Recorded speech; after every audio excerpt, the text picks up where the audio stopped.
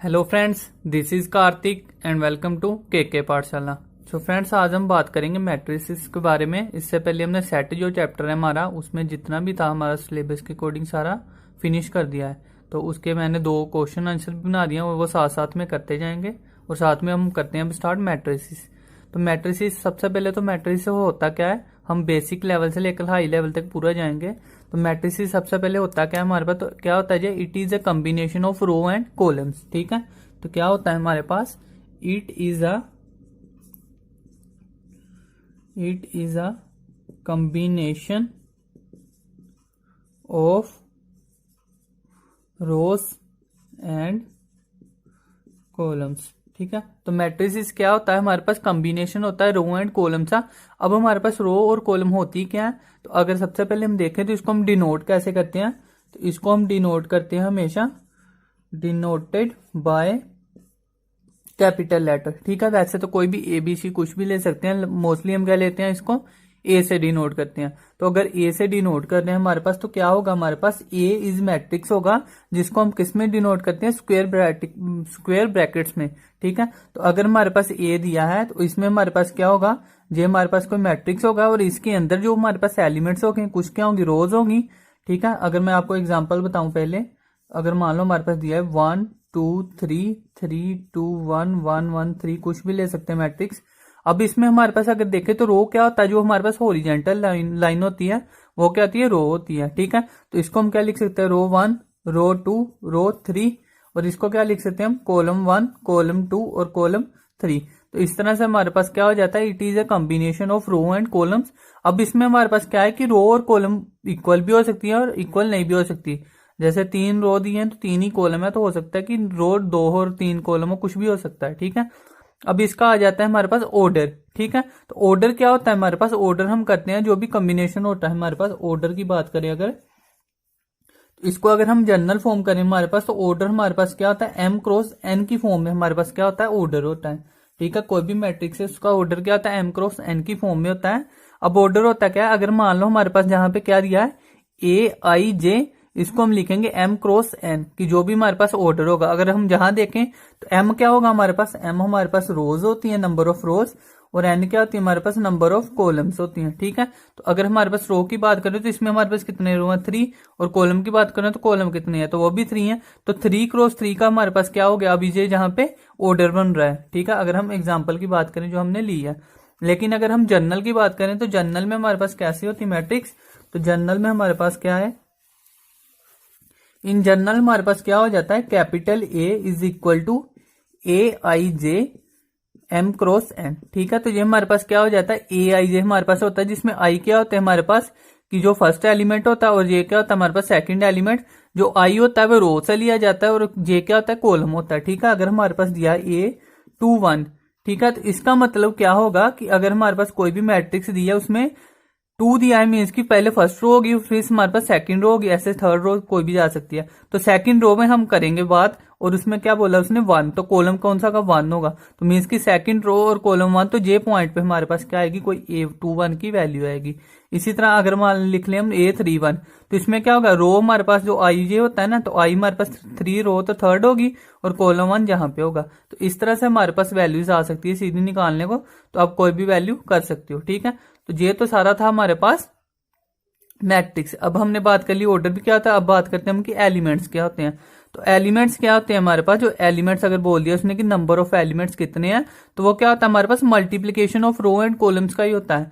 जैसे हमने एग्जांपल में किया था कि 3 क्रॉस 3 की अगर मैट्रिक्स है, तो इसका अगर हम मल्टीप्लीकेशन कर दे तो इक्वल टू 9 होगा, तो 9 हमारे पास क्या होंगे, एलिमेंट्स होंगे। जो भी हमारे पास दिया है मैट्रिक्स दिया है उसका हमारे पास क्या होगा, एलिमेंट्स होंगे। ठीक है, तो अगर तो ऑर्डर की बात की है तो बस हम A क्रॉस B की फॉर्म में लिखेंगे या M क्रॉस N की फॉर्म में लिखेंगे। अगर एलिमेंट्स की बात की जाए तो उसको मल्टीप्लिकेशन करके हम एक क्या आएगी हमारे पास, न्यूमेरिकल वैल्यू आएगी, वही हमारे पास क्या होगा, उसके एलिमेंट्स होंगे।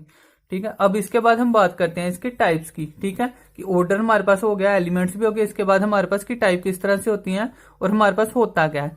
ठीक है, तो अब हमारे पास बात आती है कि इक्वालिटी ऑफ मैट्रिक्स। सबसे पहले हम समझते हैं कि इक्वालिटी ऑफ मैट्रिक्स होता क्या है। तो जब भी हमारे पास इक्वालिटी की बात है तो इक्वालिटी का मतलब क्या है कि इक्वल में होगा। तो जब भी इक्वल की बात है मीन्स कि हम दो के बीच में कंपैरिजन कर रहे हैं और बात हम कर रहे हैं मैट्रिसेस की। इसका मतलब कि दो हमारे पास मैट्रिसेस होंगी, तो क्या करेंगे, मान लो कि ए और बी हमारे पास दो क्या दिए, मैट्रिक्स दिए हैं। अब ए और बी हमारे पास कैपिटल लेटर में डिनोट करते हैं और इसको लिख कैसे सकते हैं कि ए हमारे पास क्या होगा, कोई ए आई जे की फॉर्म में एलिमेंट्स होंगे जिसका ऑर्डर मान लो एम क्रॉस एन होगा। सिमिलरली हमारे पास बी भी मान लेते हैं हम कि बी आई जे हमारे पास कोई एलिमेंट्स हो गए और उसका भी ऑर्डर क्या होगा, एम क्रॉस एन। और इसमें जो मेन इंपोर्टेंट जानने वाली बात है वो क्या है कि अगर हमारे पास दो कोई एलिमेंट दिए तो उसका ऑर्डर क्या होना चाहिए, सेम होना चाहिए। अगर तो हमारे पास ऑर्डर उन दोनों का सेम है तो इक्वालिटी तभी होल्ड होगी, अदरवाइज मैट्रिक्स में इक्वालिटी होल्ड नहीं होगी। तो जब भी हमने इक्वल की बात करेंगे तो हमारे पास क्या होगा, सबसे पहले तो उनके हमने देखने ऑर्डर, अगर ऑर्डर सही होंगे तो तभी इक्वालिटी होल्ड होगी। ठीक है, अगर हम मान लेते हैं, सीधा एग्जाम में क्वेश्चन आया था, आपको एग्जाम्पल करते हैं, X Y 2 1 is equal to, मान लिया हमने कोई 1 3 2 और 1। ठीक है, तो ये हमारे पास मैट्रिक्स दी है, ये मान लो कोई ए मैट्रिक्स है और ये हमारे पास कोई बी मैट्रिक्स है। तो वो क्या कहेगा कि A is equal to B, हमारे पास कहेगा कि A matrix is equal to B के दी है और हमें फाइंड करनी है एक्स और वाई की वैल्यूज। तो इसमें क्या होता है हमारे पास कि इसके जो कोरस्पॉन्डिंग एलिमेंट्स होते हैं ना वो एसोसिएट होते हैं। अगर हम इसमें मान ले तो ये क्या हमारे पास A1 1 है, A1 2 है, A2 1 है, A2 2 है। सिमिलरली हमारे पास जहां भी A1 1 है, A1 2 है, A2 1 है और A2 2 है। तो जो हमारे पास कोरस्पॉन्डिंग एलिमेंट है A1 1 हमेशा एसोसिएट या इक्वल किस पे होगा, A1 1 का ही होगा। तो इक्वालिटी में क्या होगा, हम इसको इक्वल जो हमारे पास कोरस्पॉन्डिंग एलिमेंट होते हैं उसके इक्वल करते हैं। ठीक है, तो अगर हम जहां देखें A1 1 इसके इक्वल होगा तो क्या होगा, जहां से x इज इक्वल टू 1 हो गया, इसी तरह हमारे पास y इज इक्वल टू क्या हो गया, 3 हो गया। ठीक है, और ये देख लें अगर तो 2 इक्वल टू 2 ही है और 1 इक्वल टू 1 ही है। ठीक है, तो इस तरह से हम वैल्यूज निकाल सकते हैं, सिंपल क्वेश्चन आ जाता है एग्जाम में।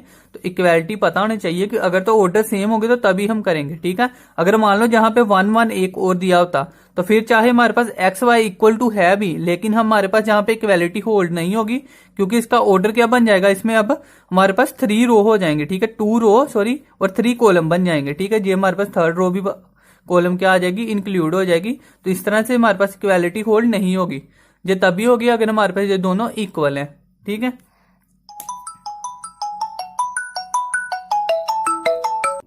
तो फ्रेंड्स अब हम बात करते हैं टाइप्स ऑफ मैट्रिसेस। तो सबसे पहले तो हम इसको जल्दी जल्दी कंप्लीट कर लेंगे क्योंकि ऑलमोस्ट मुझे लगता है सबको आता ही होगा। तो क्या सबसे पहले टाइप ऑफ मैट्रिक्स होते हैं कि कितने टाइप्स के हैं, तो अलग अलग टाइप्स के मैट्रिक्स होते हैं। सबसे पहले हम क्या करते हैं, रो मैट्रिक्स। ठीक है, तो आपको इसमें से इंपोर्टेड जो एग्जाम के रिलेटेड आने वाली चीज है वो मैं बताता हूँ जो शायद सभी को नहीं पता होगी। तो क्या है, रो ऑफ मैट्रिक्स होते क्या हमारे पास, ये तो सभी को पता है कि जिसके में हमारे पास क्या होता है, फॉर एग्जाम्पल हमारे पास 1 रो होती है तो उसको हम बोलते हैं रो ऑफ मैट्रिक्स, जिसमें हमारे पास एक ही रो होती है और कॉलम काफी होते हैं। जैसे कि रो हमारे पास क्या है, एक ही दिया और कॉलम देखें तो 1 2 3 जो हमारे पास तीनों कॉलम दिए हैं। लेकिन हमारे पास क्या आ सकता है, इसकी जो जनरल स्टेटमेंट होती है ना वो हमारे पास आ सकती है। तो वो हम एक बार कर लेते हैं थोड़ा सा। तो क्या होता है, हमारे पास कह रहे हैं कि अगर m क्रॉस n का हमारे पास कोई मैट्रिक्स दिया है तो is called row matrix. m cross n is called row matrix. जो हमारे पास रो मैट्रिक्स कब बनेगी, हमारे पास इफ हमारे पास क्या होगा, m इज इक्वल टू 1। तो ये कंडीशन मेन याद रखने वाली कि एग्जाम में आपको सीधा ये भी पूछ सकते हैं कि m इक्वल टू 1 है तो जो हमारे पास मैट्रिक्स दी तो हमें पता ही नहीं होगी कौन सी मैट्रिक्स है। तो जो ध्यान रखने वाली चीज है, तो इसमें अगर देखें तो यही होता है, m क्रॉस n की फॉर्म होती है तो इसमें रो कितनी दी है, 1 है और कॉलम कितने थी, तो ये हमारे पास वैल्यू दी हुई है 1। ठीक है, तो ये हो जाती है हमारे पास रो मैट्रिक्स। इसके बाद सेकंड की बात करते हैं, तो सेकंड क्या हमारे पास कॉलम मैट्रिक्स है। तो कॉलम मैट्रिक्स कौन से होते हैं हमारे पास, कॉलम मैट्रिक्स की बात करें तो उसमें भी क्या होगा, इसमें हमारे पास कॉलम होगा एक, तो मान लो 1 2 3 तो जो हमारे पास एक कॉलम है। इसमें कंडीशन क्या आएगी कि अगर हमारे पास क्या होगा, ये मैट्रिक्स कब होगी कॉलम मैट्रिक्स, जब हमारे पास क्या होगा, n इज इक्वल टू 1 होगा। ठीक है, तो अगर हमारे पास जहां पे देखें तो रो कितनी है, 3 और कॉलम 1 है, तो 1 अगर हमारे पास n इक्वल टू 1 होगा तो वो क्या होगी, हमारे पास कॉलम मैट्रिक्स होगी। ठीक है, इसके आगे हमारे पास थर्ड जो हमारे पास मोस्ट इंपोर्टेंट है, सबसे ज्यादा इंपोर्टेंट यही है क्योंकि ये काफी जगह यूज होगी। ये क्या है हमारे पास, स्क्वायर मैट्रिक्स। स्क्वायर मैट्रिक्स क्या होती है, जैसे कि आप स्क्वायर भी देख सकते हो ना, आप इसको इसकी जो शेप होती है ना उससे भी देख सकते हो। तो कैसे होता है, हमारे पास इस तरह का कोई स्क्वायर होगा, तो इसमें देखें तो अगर हमारे पास नंबर ऑफ इक्वल एलिमेंट्स ही होंगे ना ऐड, तो जितनी हमारे पास रोज होगी उतनी ही हमारे पास कॉलम होगी, तभी वो एक स्क्वायर की फॉर्म में बनेगा। तो स्क्वायर मैट्रिक्स क्या होता है, हमारे पास कोई भी स्क्वायर, मान लो हमारे पास m क्रॉस n ऑर्डर की कोई मैट्रिक्स है, तो अब हमारे पास स्क्वायर मैट्रिक्स कब होगी हमारे पास, इफ हमारे पास क्या होगा कि m इज इक्वल टू क्या होगा n। ठीक है। अगर मान लो हमारे पास 1 2 3 4 कोई भी वैल्यू दी है तो इसमें क्या है, 2 रोज है और 2 ही हमारे पास कॉलम है। तो जब हमारे पास इसको कैसे लिख सकते हैं, m क्रॉस n की फॉर्म में। तो अगर हमारे पास m इक्वल टू n के हैं, जो दोनों इक्वल हैं, तो तब क्या बनेगी हमारे पास, जो स्क्वायर मैट्रिक्स बन रही है। ठीक है, तो इसके लिए क्या होगा हमारे पास condition m is equal to n के इक्वल होना चाहिए। तो ये थी थर्ड हमारे पास। इसके बाद फोर्थ करते हैं हम।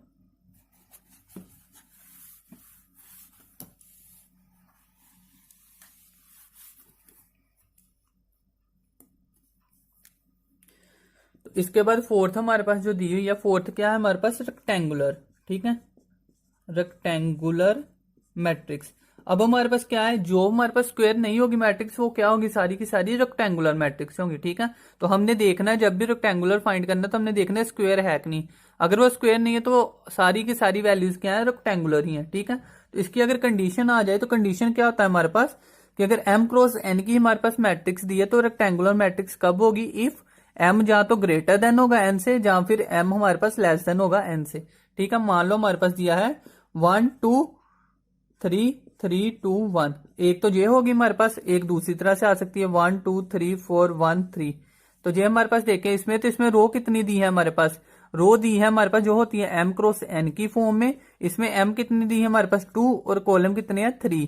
और इधर देखें हमारे पास तो रो कितनी है 3 और कॉलम कितनी है 2, तो ये भी m क्रॉस n की फॉर्म है। अब इसमें क्या है, इसमें हमारे पास m लेस देन है n के और इसमें हमारे पास m ग्रेटर देन है n के। तो ये दोनों कंडीशन क्या बोल रही है हमारे पास, कि ये भी रेक्टेंगुलर मैट्रिक्स है और ये भी रेक्टेंगुलर मैट्रिक्स है। ठीक है, तो कोई भी अगर हमारे पास मैट्रिक्स स्क्वायर नहीं है तो वो क्या होगी हमारे पास, रेक्टेंगुलर होगी। अब इसके बाद फिफ्थ देखते हैं, तो फिफ्थ क्या है हमारे पास, जीरो मैट्रिक्स। अब जीरो मैट्रिक्स को क्या है हमारे पास, जीरो मैट्रिक्स को हम ऑल भी बोल सकते हैं, क्या बोल सकते हैं इसको हम नल मैट्रिक्स भी बोल सकते हैं और वॉइड मैट्रिक्स भी बोल सकते हैं। ठीक है, तो क्या बोलते हैं इसको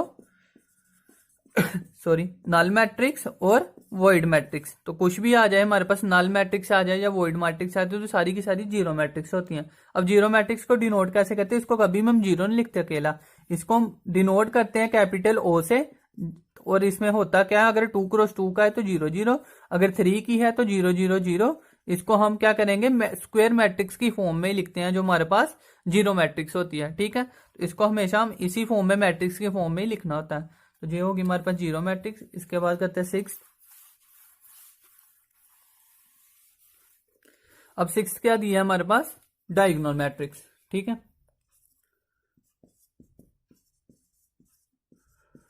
डायगोनल मैट्रिक्स। अब डायगोनल मैट्रिक्स क्या होती है, डायगोनल आपको पता है डायगोनल क्या होता है, जहां तो इस तरह से डायगोनल हो सकता है, जहां हमारे पास इस तरह से डायगोनल होता है। जैसे हमारे पास कोई स्क्वायर दिया है, मान लो ये हमारे पास स्क्वायर या रेक्टेंगल दिया है, तो इसका डायगोनल इस तरह से हम डिनोट करते हैं। तो जो भी हमारे पास डिनोट करने के लिए डायगोनल जो हमारे पास होगी चीज, वो क्या होता है हमारे पास, डायगोनल मैट्रिक्स बनता है। तो इसमें क्या होगा हमारे पास, अब डायगोनल हमारे पास क्या होंगे, कि जो हमारे पास नॉन जीरो होते हैं ना, मान लो हमारे पास एग्जाम्पल ही करते हैं, मान लो हमारे पास दिया है 1, एक मिनट, इसको हम करेंगे, जो तो हमारे पास होते हैं ना 1 2 3, जे वाली वैल्यूज क्या है हमारे पास, डायगोनल है, इसको डायगोनल मैट्रिक्स बोलते हैं। लेकिन ये डायगोनल मैट्रिक्स कब होगा, जब इसके बाकी एलिमेंट क्या होंगे, जीरो होंगे। ठीक है, तो अगर तो हमारे पास देखिए ये सारे के सारे, ये भी जीरो दिए हैं और ये सारे भी जीरो दिए हैं, सिर्फ हमारे पास जो डायगोनल एलिमेंट है ना, वही हमारे पास उसमें कोई ना कोई एलिमेंट होंगे। तो ये क्या दिया 1 2 3, और ये सारे क्या है, डिफरेंट है। ठीक है, इसको अगर हम देखें तो कैसे होते हैं, 11 22 और 23, ये दोनों क्या है, सारे के सारे इक्वल हैं। अगर ये हमारे पास डायगोनल है, नॉट इक्वल टू है। और इसको कंडीशन कैसे लिख सकते हैं अगर हमने देखना है, तो ए आई जे इज इक्वल टू क्या होगा हमारे पास, कोई भी एलिमेंट हो सकता है जहां पे, लेकिन कब होगा हमारे पास, ए आई जे इज इक्वल टू 0 कब होगा, जब आई इक्वल टू कहां होगा हमारे पास, नॉट इक्वल टू जे। ठीक है, तो आई नॉट इक्वल टू जी है, मीन्स कि जहां पे हमारे पास क्या बन रहा है, हमारे पास 2 1। इसी तरह हमारे पास देख लो कोई बन रहा है, तो ये बन रहा है 3 1। तो ये हमारे पास क्या है, आई नॉट इक्वल टू जी है ना, जब हमारे पास एलिमेंट इक्वल नहीं है तो तब क्या बन जाएगा, 0। लेकिन जब हमारे पास I is equal to J है, जैसे 1 equal to 1 2 equal to 2 3 equal to 3, जब इक्वल टू है तब हमारे पास क्या होगा, ए आई जे नॉट इक्वल टू 0। तो ये हमारे पास कंडीशन हो जाएगी। इसको सीधा ऐसे भी दे सकते हैं एग्जाम में, तो आपको पता चलना चाहिए कि ये होता क्या है, डायगोनल मैट्रिक्स है या कौन सी मैट्रिक्स है। ठीक है, तो ये हमारे पास हो गई डायगोनल मैट्रिक्स। इसी तरह डायगोनल मैट्रिक्स को एक और चीज कह सकते हैं, कि कोई अगर हमारे पास कहे कि ये भी तो डायगोनल बन रहा है, तो कभी भी हमारे पास अगर डायगोनल मैट्रिक्स आएगा तो हम क्या करेंगे, उसको इसी फॉर्म में लेके चलना है, ठीक है। जो मैंने जहां पे किया इस फॉर्म में हमने कभी भी ट्राई नहीं करना है। इसको हम बोलते हैं सेकेंडरी, ठीक है। इसको सेकेंडरी डायगोनल बोलते हैं। और इसको हम बोलते हैं, इसके काफी सारे नाम होते हैं, तो इसको नाम भी आ सकता है अगर, तो इसको क्या बोल सकते हैं हम, इसके 3-4 नाम होते हैं। तो कौन कौन से होते हैं, एक तो हम इसको क्या बोल सकते हैं, प्रिंसिपल डायगोनल बोल सकते हैं। और क्या बोल सकते हैं इसको, चलो मैं लिख ही देता हूं, ये सारे के सारे क्या हो गए। एक तो क्या बोलते हैं इसको प्रिंसिपल, एक हो गया प्रिंसिपल डायगोनल। और क्या बोल सकते हैं इसको, इसको सिंपली डायगोनल भी बोलते हैं, सिंपली डायगोनल भी बोलते हैं। उसके बाद क्या बोल सकते हैं इसको, लीडिंग डायगोनल भी बोलते हैं, इसको मेन डायगोनल भी बोलते हैं, ठीक है। तो ये सारे के सारे होते हैं हमारे पास इस डायगोनल की फॉर्म। अगर हमारे पास दूसरी तरह से डायगोनल मान लो इस तरह से आ गया, तो वो क्या होता है, हमारे पास सेकेंडरी डायगोनल होता है। तो एग्जाम में कहीं भी आपको पूछा नहीं गया, ना ही आपके सिलेबस में है, तो आप यही करके चलोगे, ठीक है। 6 के बाद हमारे पास जो 7 था, अब डायगोनल हमारे पास क्या था इसमें, 7th। एक तो हमने किया सीधा डायगोनल सिंपल सॉरी। इसके बाद क्या आएगा हमारे पास, स्केलर मैट्रिक्स। ये तो हमारे पास था क्या, डायगोनल मैट्रिक्स कौन सी होती है। अब आगे स्केलर मैट्रिक्स। तो स्केलर मैट्रिक्स में क्या होता है, जैसे हमारे पास जो डायगोनल एलिमेंट्स होते हैं ना, वो क्या होते हैं हमारे पास, सारे के सारे इक्वल होते हैं। मान लो 2, तो ये देखो हमारे पास जो डायगोनल एलिमेंट्स दिए हुए हैं वो सारे क्या इक्वल हैं। जो डायगोनल मैट्रिक्स था उसमें हमारे पास ये वैल्यूज इक्वल नहीं थी, लेकिन इसमें क्या है हमारे पास ये वैल्यूज क्या होंगी, इक्वल होंगी। तो इसको कैसे लिख सकते हैं हम, ए आई जे क्या होगा हमारे पास, इज इक्वल टू कोई भी एलिमेंट, मान लो 2 दिया है तो यहाँ पे 2 आ गया। अदरवाइज आप ए कोई भी कॉन्स्टेंट मान सकते हो, एल मान लो, चलो ए आई जे इज इक्वल टू क्या आ गया, एल। कब होगा हमारे पास ये इक्वल टू एल, जब हमारे पास आई इज इक्वल टू किसके हो गए, ये के। जब इक्वल है तो हमारे पास एल कोई वैल्यू आ गई है। अगर हमारे पास ए आई जे 0 कब हो जाएगा, जब आई नॉट इक्वल टू जे होगा। तो ये कंडीशन बनती है हमारे पास स्केलर मैट्रिक्स की।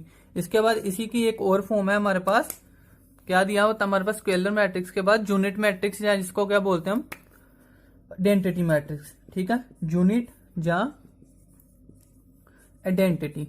तो यूनिट मैट्रिक्स या आइडेंटिटी मैट्रिक्स क्या होती है, इसमें हमारे पास क्या होगा, जो भी ए की वैल्यू दी हुई है वो सभी के डायगोनल क्या होंगे हमारे पास, 1 होंगे, ठीक है। तो इसको हम क्या बोलते हैं, जैसे ये डायगोनल दिया हमारे पास 1 होते हैं, ठीक है। तो इसमें 3 आती हैं हमारे पास। एक तो क्या है डायगोनल एलिमेंट, जिसमें जो तीनों वैल्यूज इक्वल नहीं होगी। अगर तीनों वैल्यू इक्वल है लेकिन 1 नहीं है तो वो स्केलर मैट्रिक्स है। अगर तीनों वैल्यू इक्वल और 1 है तो वो क्या है, यूनिट आइडेंटिटी मैट्रिक्स हो सकती है हमारे पास, ठीक है। तो ये इंपॉर्टेंट है हमारे पास, ये काफी जगह यूज भी होता है, जिसको हम डिनोट भी करते हैं I3 मीन्स की, जैसे हमारे पास यहाँ पे ऑर्डर 3 का था ऑर्डर, तो ये क्या आ गया I3। अगर हमारे पास आ जाए कि 1001 तो ये हमारे पास 2x2 का ऑर्डर है, तो इसको हम I2 से डिनोट करेंगे, ठीक है। तो इस तरह से ऑर्डर के हिसाब से इसको आई हम क्या करते हैं, इसको डिनोशन देते हैं हमारे पास आइडेंटिटी मैट्रिक्स को, ठीक है। तो ये था हमारे पास टाइप की। नेक्स्ट टाइप देखते हैं हम। अब इससे इंपोर्टेंट जो नेक्स्ट टाइप है हमारे पास, उसको क्या बोलेंगे हम, अपर ट्रायंगुलर मैट्रिक्स, ठीक है। अपर ट्रायंगुलर मैट्रिक्स क्या है, अब अपर ट्रायंगुलर मैट्रिक्स है मीन्स की अपर वाली वैल्यूज में हमारे पास कोई ना कोई एलिमेंट्स होंगे, और लोअर वाली में क्या होंगे, वो सारे के सारे 0 होंगे, ठीक है। जैसे हमारे पास एग्जांपल लिखते हैं इसकी। मान लो जो हमारे पास मैट्रिक्स दी है, तो इसमें क्या होगा, 1 1 0 0 5 -1 0 0 2। हाँ, तो इसमें हमारे पास जो लोअर एलिमेंट्स हैं वो क्या होंगे, हमारे पास 0 होंगे। और ये सारा का सारा हमारे पास क्या है, अपर ट्रायंगुलर है। तो जो अपर ट्रायंगुलर है उसमें एलिमेंट्स होंगे, उसमें भी 0 हो सकते हैं, लेकिन वो कंपलसरी नहीं है। अगर नहीं भी होगा तो कोई बात नहीं है, लेकिन जहां पे हमारे पास 0 ही होने चाहिए, अदरवाइज ये सेटिस्फाई नहीं करेगा अपर ट्रायंगुलर को, ठीक है। और अगर इसको लिखना हो तो कैसे होगा हमारे पास, कि हमारे पास कोई भी ए इज इक्वल टू ए आई जे की फॉर्म दी है मैट्रिक्स की, उसको हम कब बोल सकते हैं कि अपर ट्रायंगुलर मैट्रिक्स कब है, इफ क्या होगा हमारे पास, ए आई जे इज इक्वल टू 0 होगा, ठीक है। ए आई जे इक्वल टू 0 कब होगा हमारे पास, जब हमारे पास क्या दिए हुए हैं, जे हमारे पास आई ग्रेटर देन होगा जे, ठीक है। अगर हम इसमें देखें तो आई की वैल्यू क्या है, ग्रेटर देन जे है। जैसे जे हमारे पास क्या दिया है, हमारे पास 2 1 है, 3 1 और 3 2। तो इसमें क्या है, जे 3 भी बड़ा है, 3 जहां भी बड़ा है, 2 जहां भी बड़ा है। तो जब आई ग्रेटर देन आई जे के होगा हमारे पास, तो तब क्या होगा, अपर ट्रायंगुलर। सिमिलरली हमारे पास क्या आता है, लोअर ट्रायंगुलर। जब हमारे पास आई लेस देन जे होगा हमारे पास, तो ए आई जे इज इक्वल टू किसके हो जाएगा, हमारे पास 0 के हो जाएगा। इसको हम कैसे डिनोट कर सकते हैं, इसको हम बोलते हैं lower triangular, lower triangular matrix. ठीक है, तो लोअर ट्रायंगुलर मैट्रिक्स क्या है, इसमें ऊपर वाले जीरो होगी वैल्यूज, तो ऊपर वाली जीरो वैल्यूज का मतलब क्या होगा, मान लो 1 2 3 दिया है, इसके आगे 0 -1 0 0 0 3, तो इसमें क्या है अपर वाली वैल्यूज क्या है जो हमारे पास जीरो दी है, और जो हमारे पास क्या बन रहा है लोअर ट्रायंगुलर बन रहा है। इस तरह से हमारे पास क्या होगा, ये लोअर ट्रायंगुलर मैट्रिक्स हो जाएगी। ठीक है, तो ये सारी की सारी थी हमारे पास टाइप्स ऑफ मैट्रिक्स। इसके बाद हम क्या करेंगे, इसकी प्रॉपर्टीज करेंगे, जिससे काफी ज्यादा क्वेश्चंस आते हैं। तो ये तो सारा बेसिक था, आई होप आपको सबको आता भी होगा, तो इसलिए मैंने काफी तेज करवाया। तो अगर फिर भी कोई डाउट है तो कोई पूछ सकता है। अब हम करते हैं इसके जो भी ऑपरेशन है या इसकी प्रॉपर्टीज है वो हम करते हैं।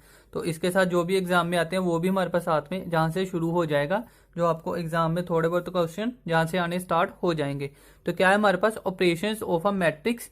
तो सबसे पहले हमारे पास काफी जो मेजर ऑपरेशन होते हैं वो कितने होते हैं, हमारे पास 4 ही होते हैं, प्लस माइनस मल्टीप्लिकेशन और डिवीजन, ये ऑपरेशन होते हैं 4 जो हमारे पास मेजर ऑपरेशन होते हैं किसी भी मैथमेटिक्स में लगते हैं। लेकिन इसमें हमारे पास अगर मैट्रिक्स की बात करें तो मैट्रिक्स में हमारे पास एडिशन, सब्ट्रैक्शन और मल्टीप्लिकेशन तो लगता है, लेकिन जो हमारे पास डिवीजन वाला है वो हमारे पास ऑपरेशन नहीं लगता है। इसकी जगह हमारे पास एक नया इंक्लूड होता है जिसको हम मान सकते हैं कि इक्वेलिटी, जो हमने पिछली वीडियो में भी किया था, इसको एक बार दोबारा रिवाइज कर लेंगे वैसे अब। ठीक है, तो सबसे पहले हम इक्वालिटी से स्टार्ट करते हैं। तो फर्स्ट ऑपरेशन क्या है हमारे पास कि equality of matrix, equality of matrices. तो इक्वालिटी ऑफ मैट्रिसेस क्या होगी, अब हमारे पास मैंने पिछली वीडियो में बता दिया था तो ज्यादा नहीं मैं बताऊंगा, अब पिछली वीडियो आप देख सकते हो। तो इसमें क्या होगा हमारे पास सेम ऑर्डर होगा। ठीक है, अगर हमारे पास एक वैल्यू दी है हमारे पास कोई भी 2 क्रॉस 2 की, और दूसरा बी भी हमारे पास दिया है कोई मैट्रिक्स 2 क्रॉस 2 का, तो हमारे पास क्या होगा ए इज इक्वल टू बी होगा। अगर तो इसमें क्या होगा, जे हमारे पास अगर ए आई जे फॉर्म है और जे बी आई जे फॉर्म है, तो इसमें क्या हो जाएगा, अगर ये दोनों इक्वल हैं तो ए आई जे के एलिमेंट सारे कोरेस्पॉन्डिंग किसके होंगे हमारे पास, इक्वल बी आई जे के एलिमेंट से। ठीक है, तो ये सारे के सारे आई और जे हमारे पास सारे क्या करेंगे, इसको बिलोंग्स करेंगे। तो ये हमारे पास हो गया इक्वालिटी ऑफ। अब हमारे पास सेकंड है, सेकंड को हम करते हैं डिटेल में। सबसे पहले सेकंड क्या है हमारे पास, एडिशन ऑफ मैट्रिक्स। ठीक है, तो एडिशन वैसे तो अभी सभी ने किया ही होगा, काफी सिंपल है, एडिशन ऑफ मैट्रिसेस।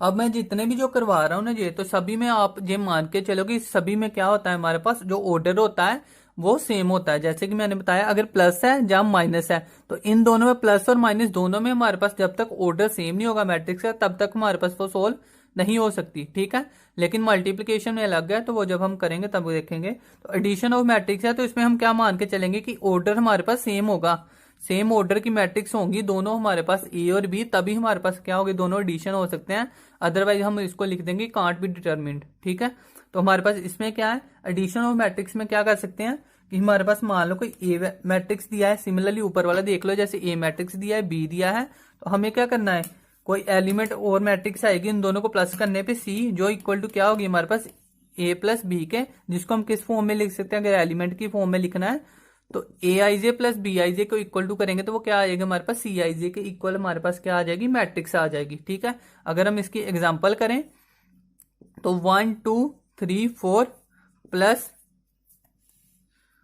1 1 3 1, इन दोनों को अगर हमारे पास करना है, ये हमारे पास ए आई जे दिया है, जे बी आई जे दिया है, तो इन दोनों को अगर प्लस करेंगे तो हमारे पास क्या आएगा, सी आई जे इज इक्वल टू किसकी आ जाएगा, इन दोनों को ऐड करने पे तो इनको इक्वल टू इसके कोरेस्पॉन्डिंग होगा, तो 1 1 प्लस आ जाएगा 2 2 प्लस 1 3 3 प्लस 3 6 और 4 प्लस 1 5, तो ये हमारे पास क्या बन जाएगा, एलिमेंट सी आई जे जो हमारे पास एडिशन करने पे आ रहा है। ठीक है, अब इससे रिलेटेड क्या है हमारे पास कुछ प्रॉपर्टीज होती हैं, तो वो प्रॉपर्टीज भी हम कर लेते हैं। तो एडिशन मैट्रिक्स की हमारे पास जो प्रॉपर्टीज होती हैं, सबसे पहले आप इसका स्क्रीनशॉट ले सकते हो पॉज करके वीडियो अगर लेना है तो क्या आएगा हमारे पास, सबसे पहले प्रॉपर्टीज। ठीक है, तो प्रॉपर्टीज की बात करें एडिशन ऑफ मैट्रिक्स की, तो क्या हो जाएगी हमारे पास, सबसे पहली प्रॉपर्टी है जो हमारे पास, तो क्या होती है सबसे पहली प्रॉपर्टी हमारे पास, क्यूमुटेटिव। ठीक है, तो क्यूमुटेटिव प्रॉपर्टी क्या कहती है हमारे पास, क्यूमुटेटिव प्रॉपर्टी है हमारे पास, वो क्या कहती है कि अगर हमारे पास दो मैट्रिक्स दी हैं कोई ए और बी, ठीक है, मान लो कोई ए और बी हमारे पास दो क्या दी है, मैट्रिक्स दी हैं, तो ए और बी मैट्रिक्स क्यूमुटेटिव कब होगी, अगर हमारे पास A plus B is equal to क्या होगा, बी प्लस ए, तो ये क्या हो जाएगी हमारे पास, क्यूमुटेटिव प्रॉपर्टी हो जाएगी। तो अगर उसने बोला है एग्जाम में आ जाएगी क्यूमुटेटिव है हमारे पास मैट्रिक्स, जब क्यूमुटेटिव प्रॉपर्टी होल्ड करी है तो हम खुद से मान के चलेंगे कि A plus B is equal to B plus है। ठीक है, अगर हम नहीं भी दिया हम फिर भी मान के चलेंगे क्योंकि वो कम्यूटेटिव प्रॉपर्टी को होल्ड कर रही है। तो इसलिए प्रॉपर्टीज को जानना काफी जरूरी है। कई बार प्रॉपर्टीज ही बस देते हैं कि वो क्यूमिटेटिव है या कोई भी हमारे पास जो भी प्रॉपर्टी है सारी हम करते हैं। सेकंड क्या है हमारे पास, एसोसिएटिव। इसमें हमने दो मैट्रिक्स ली थी, ए और बी। एसोसिएटिव में क्या होते हैं हमारे पास 3 मैट्रिक्स होती हैं। ठीक है, तो अगर मान लो हमारे पास ए बी और सी 3 मैट्रिक्स दी हैं तो वो हमारे पास एसोसिएटिव कब होगी, अगर हमारे पास A plus B plus C is equal to किसके हो जाएगा हमारे पास सॉरी, ए प्लस बी और ब्रैकेट में सी। ठीक है, तो ये हमारे पास क्या हो जाएगा, दोनों क्या करेंगे, होल्ड करेंगे। अब आप चाहो तो इसको पहले भी लिख सकते हो, जैसे जे वैल्यू इधर लिख सकते हो और जे वैल्यू इधर लिख सकते हो, क्योंकि इक्वालिटी है तो उससे कोई फर्क नहीं पड़ेगा left hand side right hand side का। अगर हम इसकी एग्जांपल लेना चाहे तो मान लो 1 2 + 3 इज इक्वल टू क्या होगा हमारे पास 1 + 2 + 3। दोनों में एलिमेंट सेम लिए हैं तो क्या हो जाएगा 1 + 5 इज इक्वल टू क्या होगा 6। और इधर हम देखें तो क्या हो जाएगा 3 + 3 तो जे भी इक्वल टू 6 है। तो 6 इज इक्वल टू 6 आ गया, मीन्स की ये प्रॉपर्टी हमारे पास होल्ड कर रही है। तो इसी तरह एसोसिएटिव प्रॉपर्टी क्या होती है कि 3 एलिमेंट को अगर हम उसका ऑर्डर चेंज भी कर दें, उसके कोरस्पॉन्डिंग वैल्यूज आगे पीछे ले लें तो तब भी हमारे पास एडिशन क्या रहेगा, सेम ही रहेगा। तो आई थिंक ये ऑब्वियस सी बात है, सबको पता भी होगा। इसके बाद करते हैं हम थर्ड प्रॉपर्टी है जिसकी एक बार आप देख लो सारा का सारा, उसके बाद इसको ज्यादा करने की जरूरत नहीं है, लेकिन एक बार आपको पता होना चाहिए, इसलिए मैं सारा का सारा बता रहा हूं। तो थर्ड प्रॉपर्टी क्या हो जाएगी हमारे पास, थर्ड प्रॉपर्टी है कि मैट्रिक्स में हमारे पास कैंसलेशन लॉ होल्ड होता है। ठीक है, कैंसलेशन लो। ठीक है, तो ये काफी इंपॉर्टेंट है, ध्यान में रखने वाली बात है, क्योंकि कैंसलेशन रो है जो हमारे पास वो सभी में अप्लाई नहीं होता। तो मैंने अगर इसमें लिखा है तो मैं इसके इसमें ही अप्लाई हो रहा है, जिसमें नहीं लिखूंगा तो उसमें नहीं हो रहा है। तो ये ध्यान में रखने वाली बात है। तो कैंसलेशन लो क्या कहता है हमारे पास कि अगर A plus B is equal to दिया है हमारे पास ए प्लस सी के, A plus B equal to दिया है हमारे पास ए प्लस सी के, तो हम क्या कर सकते हैं इसमें जो लेफ्ट कैंसलेशन रो है जहां से ए क्या कर सकते हैं, कट कर सकते हैं, तो बी इक्वल टू क्या आ जाएगा सी। तो इसको बोलते क्या है हम, लेफ्ट कैंसलेशन रो बोलते हैं। इसी तरह हमारे पास राइट कैंसलेशन लो भी होता है, उसमें क्या आ जाएगा हमारे पास, मान लो हमारे पास दिया ए प्लस बी और इधर हम क्या लिख देंगे सी प्लस बी। तो इसमें क्या होगा हमारे पास राइट साइड में दोनों बी हैं तो बी भी कट हो जाएंगे, तो ए इज इक्वल टू क्या आ जाएगा सी। तो इसी तरह ये क्या हो जाएगा, राइट कैंसलेशन रो है और ये हमारे पास लेफ्ट कैंसलेशन रो है। ठीक है, तो ये दोनों के लो हमारे पास कैंसलेशन में आते हैं। इसके बाद करते हैं फोर्थ प्रॉपर्टी जो हमारे पास दी है।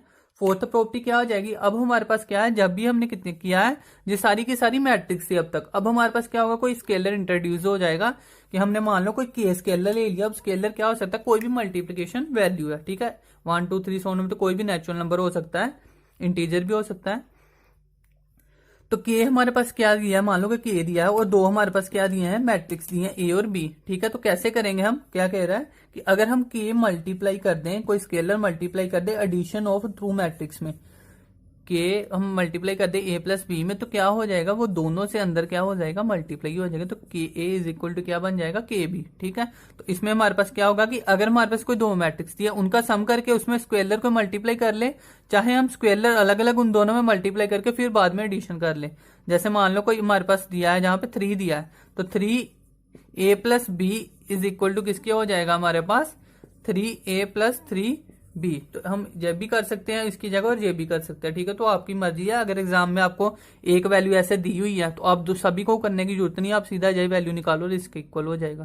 तो इसलिए ये सारी इंपॉर्टेंट है प्रॉपर्टी जानने के लिए। तो इसके बाद करते हैं हम फिफ्थ प्रॉपर्टी है जो हमारे पास, अभी हमारे पास जो फिफ्थ प्रॉपर्टी है वो क्या कह रही है, सबसे पहले हमने क्या लिया था, एक स्केलर। अब हमारे पास क्या आ जाएंगे, 2 स्केलर। मान लो हमारे पास आ गया कोई के ले लो और कोई एल ले लो, 2 स्केलर आ गए और एक ही हमारे पास क्या दिया, मैट्रिक्स दिया है। ठीक है, तो क्या होगा, कह रहा है कि 2 स्केलर को ऐड करके हम मैट्रिक्स में मल्टीप्लाई कर दें, चाहे हम एक स्केलर को एक बार एक मैट्रिक्स करें फिर दूसरे स्केलर को मल्टीप्लाई कर दे मैट्रिक्स से, तो तब भी हमारे पास सेम ही होगा। मान लो हमारे पास 3 + 5 ए के साथ कर दें, चाहे 3a + 5a कर दे, तो दोनों में आंसर सेम ही आएगा। तो अगर हमारे पास इस तरह से फाइंड करने को बोला तो हम क्या कर सकते हैं, 3 + 5 कितना हो जाएगा, 8 है, तो हम सीधा निकाल ले तो ज्यादा आसान हो जाएगा ना। तो इस तरह से हम इसकी जगह इसको अप्लाई कर सकते हैं। तो ये प्रॉपर्टी इसलिए भी इम्पोर्टेंट है।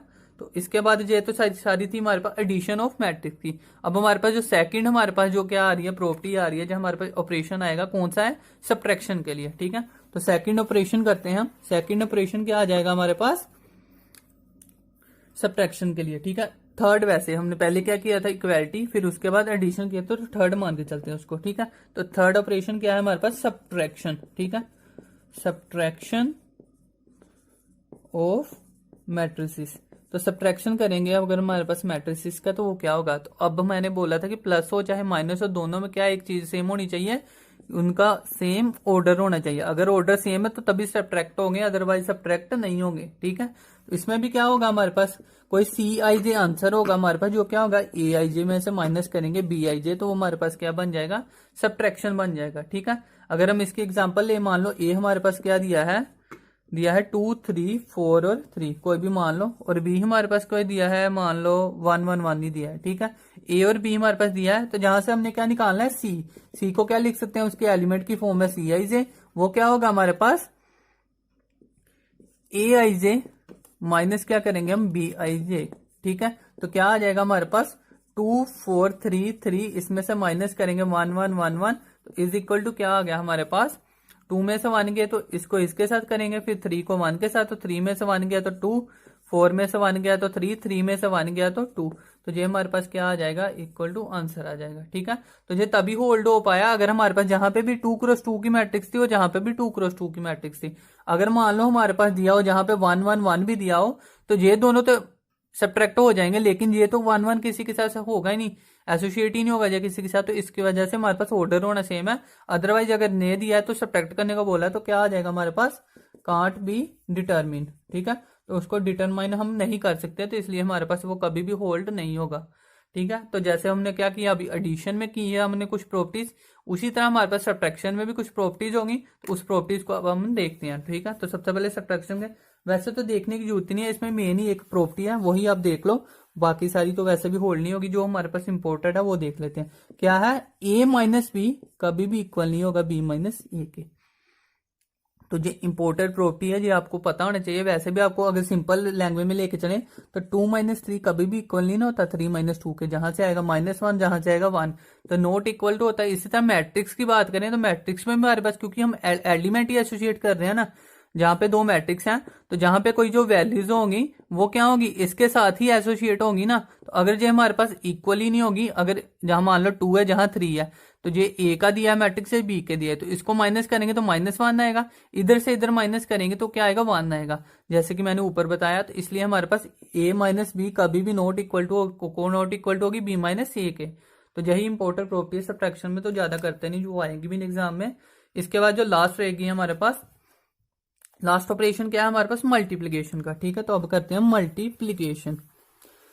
तो फोर्थ ऑपरेशन है जो हमारे पास मल्टीप्लीकेशन, और हम क्या बोल सकते हैं इसको, पहले स्केलर वाला करते हैं, ठीक है। तो स्केलर मल्टीप्लीकेशन जो होती है हमारे पास, उसके बाद हम सिंपल करेंगे स्केलर मल्टीप्लीकेशन।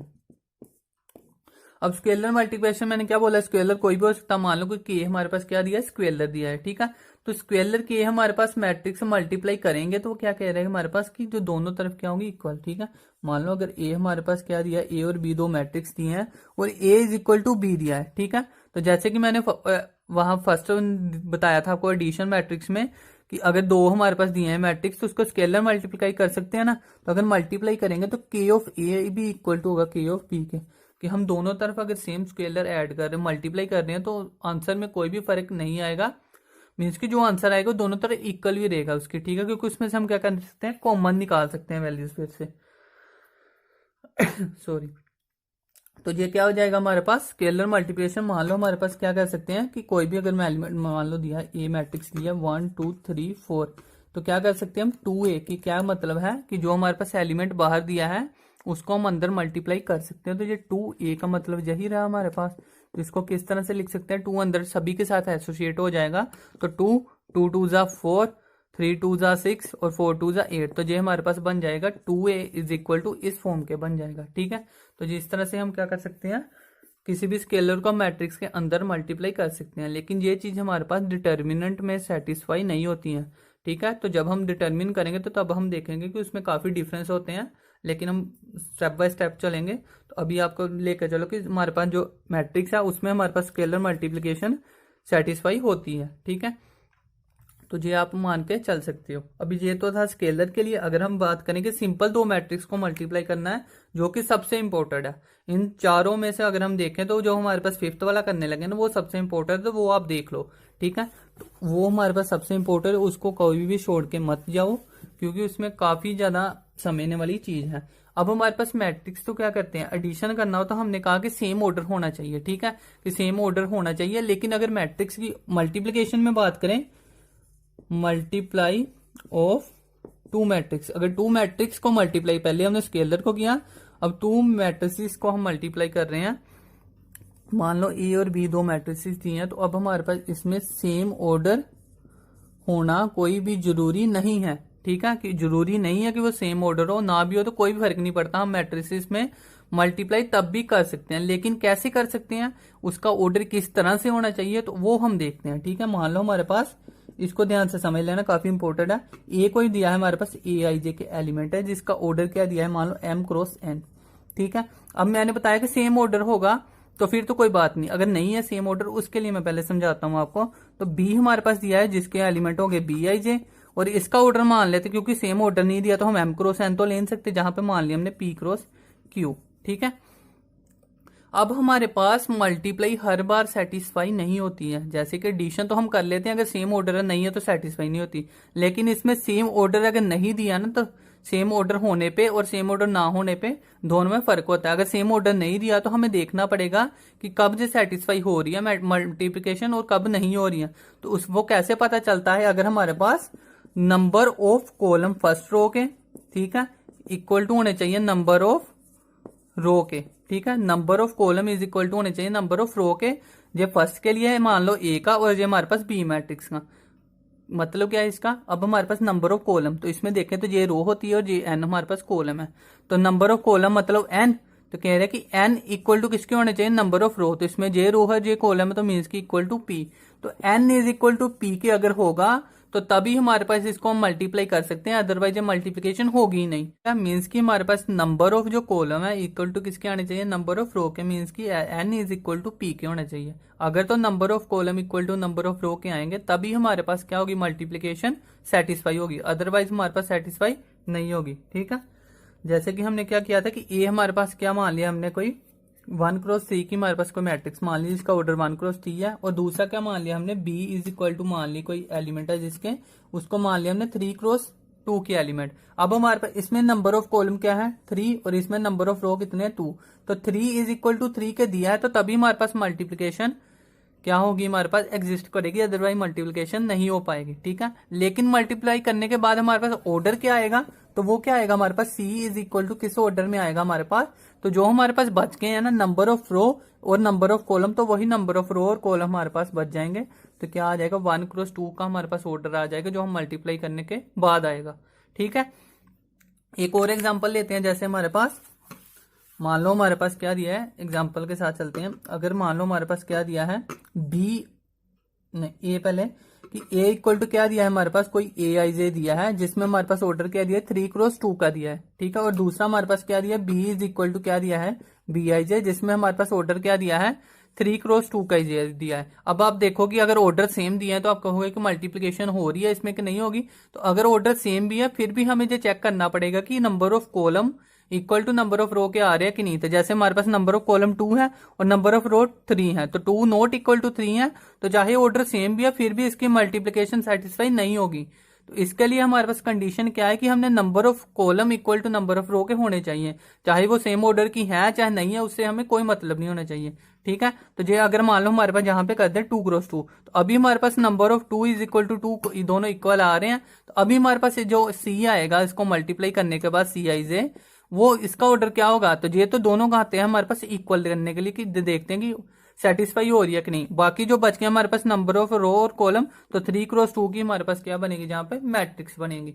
ठीक है, तो अभी ये हमारे पास हो गया मल्टीप्लिकेशन। अब इसको करते कैसे हैं, तो अभी हमने ये नहीं सीखा कि मल्टीप्लाई करते कैसे हैं, क्योंकि जैसे हम वहां पे मल्टीप्लाई करते हैं ना एडिशन और सब्ट्रैक्शन में, वैसे हमारे पास यहाँ पे मल्टीप्लिकेशन नहीं होती है। ठीक है, तो हम एक एग्जांपल करते हैं पहले कि हमने करना कैसे है। तो जब भी मल्टीप्लिकेशन होती है ना, तो वो होती कहाँ कैसे, हमारे पास रो टू कॉलम। ये चीज आपने याद रखनी है, हमेशा रो से लेकर कॉलम की तरफ जाएगी हमारे पास मल्टीप्लीकेशन। मान लो हमारे पास ए को ही दिया है, 2 क्रॉस 2 का लेकर चलते हैं, 1 2 3 और 4, ठीक है। और दूसरा हमारे पास क्या दिया है, बी हमारे पास दिया है 1 1 2 1, मान लो ये दिया है, ठीक है। अब इसमें हमारे पास क्या होगा, मल्टीप्लीकेशन करनी है, मीन्स की ए बी कैसे आएगा, 1 2 3 4, दूसरी मल्टीप्लीकेशन 1 2 1 1। आई होप आप सबको पता भी होगा, क्योंकि अगर जहां तक आप कर रहे हो तैयारी तो तुम्हें मोस्टली पता होगा।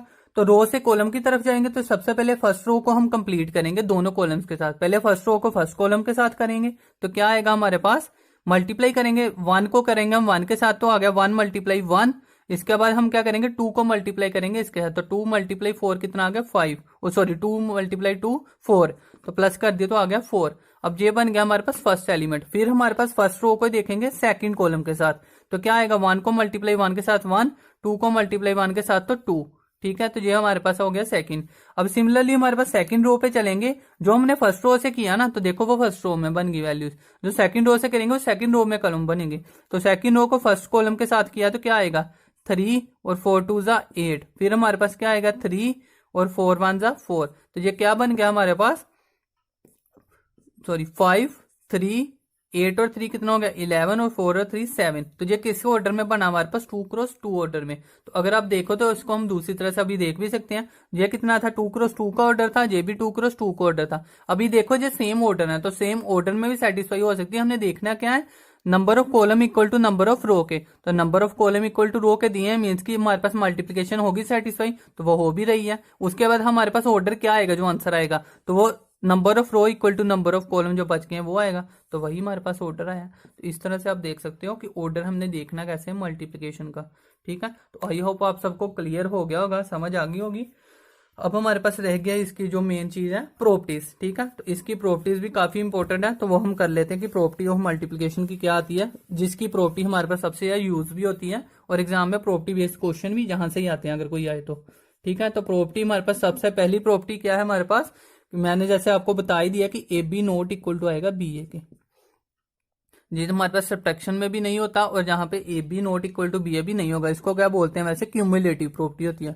तो क्यूमुलेटिव प्रॉपर्टी हमारे पास होल्ड नहीं हो रही है, इसका मतलब यही होगा, क्योंकि नॉट इक्वल है। सेकंड प्रॉपर्टी क्या है हमारे पास, सेकंड प्रॉपर्टी आ जाती है हमारे पास, जैसे हमने क्या किया था एसोसिएटिव, तो एसोसिएटिव में क्या था, ए बी और सी क्या हो जाएगा हमारे पास, इक्वल टू किसके हो जाएगा, ए अगर हम अलग रख दें, और क्या आ जाएगा बी सी, ठीक है। तो एसोसिएटिव प्रॉपर्टी हमारे पास इक्वल है, मीन्स की जो एसोसिएटिव प्रॉपर्टी होल्ड कर रही है, तो एसोसिएटिव प्रॉपर्टी होल्ड करेगी इसमें। इसके बाद थर्ड क्या है जो हमारे पास नई इंट्रोड्यूस होकर आ रही है, वो है हमारे पास डिस्ट्रीब्यूटिव, ये काफी इंपॉर्टेंट है। डिस्ट्रीब्यूटिव प्रॉपर्टी क्या आती है, इसमें हमारे पास दो ऑपरेशन लगते हैं, एक तो क्या लगेगा मल्टीप्लीकेशन, और दूसरा क्या लगेगा इसके साथ में एडिशन, ठीक है। तो ए मल्टीप्लाई हो रहा है बी प्लस सी के साथ, तो इक्वल टू किसके हो जाएगा, अंदर मल्टीप्लाई कर देंगे, क्या आएगा ए बी, साथ में क्या आ जाएगा फिर हमारे पास ए सी, ठीक है। तो ए बी इक्वल टू ए सी अगर हमारे पास दिया है तो मीन्स की डिस्ट्रीब्यूशन प्रॉपर्टी होल्ड कर रही है, ठीक है। इसको हम दूसरी तरह से भी लिख सकते हैं, जो हमारे पास क्या है राइट से हो रही है ना, देखो हमारे पास राइट मल्टीप्लाई हो रहा है, हम कर तो मल्टीप्लाई नहीं है, तो लेफ्ट से हमारे पास मल्टीप्लाई हो रहा है, तो जो हमारे पास क्या हो जाएगी डिस्ट्रीब्यूटिव प्रॉपर्टी है जो लेफ्ट साइड से है, ठीक है। अगर यही राइट साइड से हो जाए, मान लो हमारे पास क्या दिया है ए प्लस बी दिया है और इधर सी दिया है, तो क्या हो जाएगा जो हमारे पास ए सी प्लस बी सी। अब हमारे पास राइट साइड से मल्टीप्लाई हो रही है, तो ये हमारे क्या हो जाएगी राइट डिस्ट्रीब्यूशन प्रॉपर्टी आएगी, और ये हमारे पास क्या है लेफ्ट डिस्ट्रीब्यूशन प्रॉपर्टी है, ठीक है। तो वो कोई फर्क नहीं पड़ेगा वैसे लेफ्ट राइट से, कोई आपको मेन है कि याद होना चाहिए सारा का सारा। और दूसरा क्या है सबसे इंपॉर्टेंट जो हमारे पास हो रहा है, इससे क्वेश्चन भी आया हुआ है, तो इसलिए इंपॉर्टेंट है ये। ए बी इक्वल टू अगर 0 दिया है, तो कह रहा है कि अगर ए बी इक्वल टू 0 तो है, तो इट डजंट मीन कि हमारे पास ए इक्वल टू 0 होगा और बी इक्वल टू 0 होगा, और ए और बी दोनों इक्वल टू 0 होंगे। कह रहे हैं कि ये हमारे पास जरूरी नहीं है, मीन्स कि इसमें कैंसलेशन, इसका मतलब क्या हुआ कि कैंसलेशन लॉ जो हमारे पास है वो होल्ड नहीं कर रहा है। कैसे नहीं कर रहा, कि मान लो हमारे पास अगर ए कोई मैट्रिक्स दी है और बी कोई मैट्रिक्स दी है, दो मैट्रिक्स, ठीक है। तो अगर ये मैट्रिक्स दो दी है, तो मीन अगर तो ये 0 होगा तो इसको मल्टीप्लाई इसके साथ करेंगे तो ऑब्वियसली 0 होगा, अगर बी 0 है तो फिर भी 0 होगा, अगर दोनों 0 है तो फिर भी 0 होगा। लेकिन क्या कह रहा है कि अगर ये दोनों 0 हैं तो जरूरी नहीं है कि इन दोनों में से एक 0 चाहे दोनों 0, अगर ये दोनों 0 नहीं है फिर भी ये 0 बन सकती है। कि अगर मान लो हमारे पास कुछ जहां माइनस का आ गया, जहां प्लस का आ गया, फिर हम उसको करेंगे तो 1 - 1 आ जाए, 2 - 2 आ जाए, तो 0 0 की फॉर्म बना सकता है। तो अगर हमारे पास ये दोनों इक्वल टू 0 है तो इट डजंट मीन कि हमारे पास अकेला हमारे पास ईच जो एलिमेंट होंगे वो हमारे पास मैट्रिक्स 0 होगी, ठीक है। तो जरूरी नहीं है, ठीक है। तो ये था इसका हमारे पास सिक्स, जब भी हमारे पास फिफ्थ जो इससे रिलेटेड ये सारी क्या है हमारे पास कि अगर हमारे पास a = 0 दिया है, जब b = 0 दिया, तो जहां हमारे पास a और b दोनों ही इक्वल टू 0 है, तो फिर तो क्या है हमारे पास ऑब्वियस है कि फिर ए बी इक्वल टू 0 ही आएगा। अगर एक भी 0 दिया जाए, दोनों 0 दिए, तो फिर तो 0 आएगा। लेकिन अगर पहले ही दोनों का मल्टीप्लिकेशन 0 है तो जरूरी नहीं है कि ए बी हो, जहाँ ए बी हो दोनों में से कोई 0 होगा, वो कोई भी 0 नहीं भी हो सकता, ठीक है। तो ये काफी इंपॉर्टेंट थी हमारे पास, जो समझने लायक थी। तो आई थिंक यही काफ़ी इंपॉर्टेंट होगी हमारे पास। इसके अलावा अगर एक और मैं बता देता हूँ, चलो वैसे नॉर्मली है वो, तो सिक्स प्रॉपर्टी अगर मान के चलो आप, तो ए को मल्टीप्लाई करेंगे आई एन के साथ, इक्वल टू किस क्या बन जाएगा, आई एन ए, दोनों इक्वल टू क्या आएंगे, ए। कह रहे हैं कि चाहे आई को मल्टीप्लाई, आई का मतलब क्या आता है, आई एन का मतलब जितना ऑर्डर, अगर 2 ऑर्डर है तो क्या आएगा 1 0 0 1, 3 ऑर्डर है तो ये 3 टाइम तक जाएगा डायगोनल, ठीक है, जो भी होगा हमारे पास। तो अगर हम इसको मल्टीप्लाई करेंगे ना ए के साथ, कोई भी वैल्यू चाहे इसकी 1 1 जो भी है, इसको मल्टीप्लाई करेंगे तो इक्वल टू ए के ही आएगा, चाहे आई से पहले कर लो मल्टीप्लाई, बाद में कर लो, तो सारी वैल्यू इक्वल टू आई के ही आएगी, ठीक है। तो ये सारी की सारी थी प्रॉपर्टीज हमारे पास, जितने भी ऑपरेशन हुए हमारे पास मैट्रिक्स में, इसमें से मल्टीप्लिकेशन की जो सबसे इंपॉर्टेंट है तो आप देख सकते हो। तो अब हम बात करते हैं सिमेट्रिक और स्क्यू सिमेट्रिक, और मैं आपको बता दूं ये वेरी इंपॉर्टेंट टॉपिक है एग्जाम का पॉइंट ऑफ व्यू से। इसमें से काफी आई थिंक 2 या 3 क्वेश्चन आराम से आ जाते हैं एक ही टॉपिक से, तो अगर आपको आता होगा तो आपके लिए काफी बेनिफिशियल होगा। तो सबसे पहले तो सिमेट्रिक और स्क्यू सिमेट्रिक के लिए हमें पता होना चाहिए कि ट्रांसपोज ऑफ मैट्रिक्स क्या होता है। ट्रांसपोज ऑफ मैट्रिक्स, तो कोई भी मैट्रिक्स है हमारे पास, ट्रांसपोज क्या होता है, सबसे पहले तो हम इसको डोनेट कैसे करते हैं। तो जैसे कोई भी मैट्रिक्स है उसको हम किससे डोनेट करते हैं, कैपिटल लेटर से। तो कैपिटल ए मान लिया हमने कि ये क्या है हमारे पास एक मैट्रिक्स है। अगर इसका ट्रांसपोज करना है तो उसको हम क्या कर सकते हैं, जहाँ तो उसके ऊपर डैश लगा देते हैं, जहाँ हम इसको स्मॉल टी से डिनोट करते हैं ऊपर उसके, जहाँ उसकी पावर हो जाती है कैपिटल टी। इन तीनों हमारे पास होती है जो नोटेशन होती है ट्रांसपोज ऑफ मैट्रिक्स की। अब ये होता कैसे है, तो इसका मतलब क्या होता है हमारे पास कि ये रो को कर देता है चेंज कॉलम में और कॉलम को चेंज में। तो अगर हम करें बात की ए ट्रांसपोज है हमारे पास कोई मैट्रिक्स है, तो वो किस फॉर्म में होगी हमारे पास, तो वो होगी हमारे पास ए आई जे के फॉर्म में। अब हमारे पास ट्रांसपोज है, चाहे डैश लगा सकते हैं इसको, तो जे इक्वल टू किसकी होगी, ए आई जे है हमारे पास जहाँ पे। तो इसको हम क्या करेंगे, ट्रांसपोज करना है, तो इसका ट्रांसपोज करेंगे तो वो क्या आ जाएगा, जे आई की रो के एलिमेंट चेंज हो जाएंगे कॉलम में। जैसे जहां 1 2 3 1 दिया है, तो ये रो दिया है 1 2, तो इसको हमने कॉलम में चेंज करना होगा, तो रो वाली चीज पूरी आ गई हमारे पास कॉलम में। और 3 1 हमारे पास रो सेकंड है तो वो कॉलम सेकंड बन गया। तो इस तरह से हमारे पास ट्रांसपोज हो जाता है। आई थिंक आप सबको पता भी होगा। तो अगर आपको पता है जो, तो फिर ही हम सिमेट्रिक और स्क्यू सिमेट्रिक मैट्रिक्स कर सकते हैं। तो अब हम बात करते हैं कि दोनों होते क्या हैं। तो सबसे पहले तो सिमेट्रिक हमने समझ लिया। अब हम बात करते हैं सिमेट्रिक मैट्रिक्स क्या होता है और स्क्यू सिमेट्रिक मैट्रिक्स क्या होता है। तो सीधा हमारे पास अगर हम बात करें तो सिमेट्रिक मैट्रिक्स क्या होता है, जिसमें ए आई डैश मीन्स की ए का ट्रांसपोज इज इक्वल टू ए आ जाए। ये सिंपल कंडीशन है और कोई आपको ज्यादा स्टेटमेंट याद करने की जरूरत नहीं है। सिंपल आप ये समझ लो बस कि किसी मैट्रिक्स का अगर हम ट्रांसपोज कर दे वो इक्वल टू ए के आ जाए, तो वो क्या होती है हमारे पास सिमेट्रिक मैट्रिक्स होती है, ठीक है। तो सिमेट्रिक मैट्रिक्स के लिए हमारे पास ये हो गया। अगर आप कोई एग्जाम्पल लेना चाहते हो एग्जाम्पल ले सकते हो आप। इसमें क्या होता है हमारे पास, मान लो मैं एग्जांपल लेकर चलता हूँ, कोई दिया है हमारे पास मैट्रिक्स ए, हम 3 × 3 की ले लेंगे। अगर 1 2 5 ये हमारे पास कोई मैट्रिक्स दिया, मान लो 2 3 -1 5 -1 एंड 6। तो ये हमारे पास क्या दिया, 3 × 3 की मैट्रिक्स दी है। अब हमने क्या करना होता है, रो को चेंज करना है कॉलम में।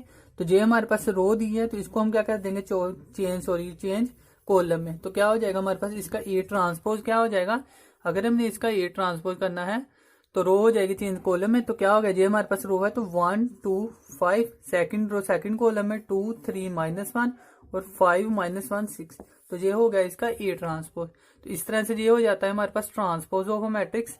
लेकिन इसमें हमारे पास अगर हमने एग्जाम में आएगा तो आप इसको फाइंड नहीं करना, इसको हम करते हैं ट्रिक के साथ।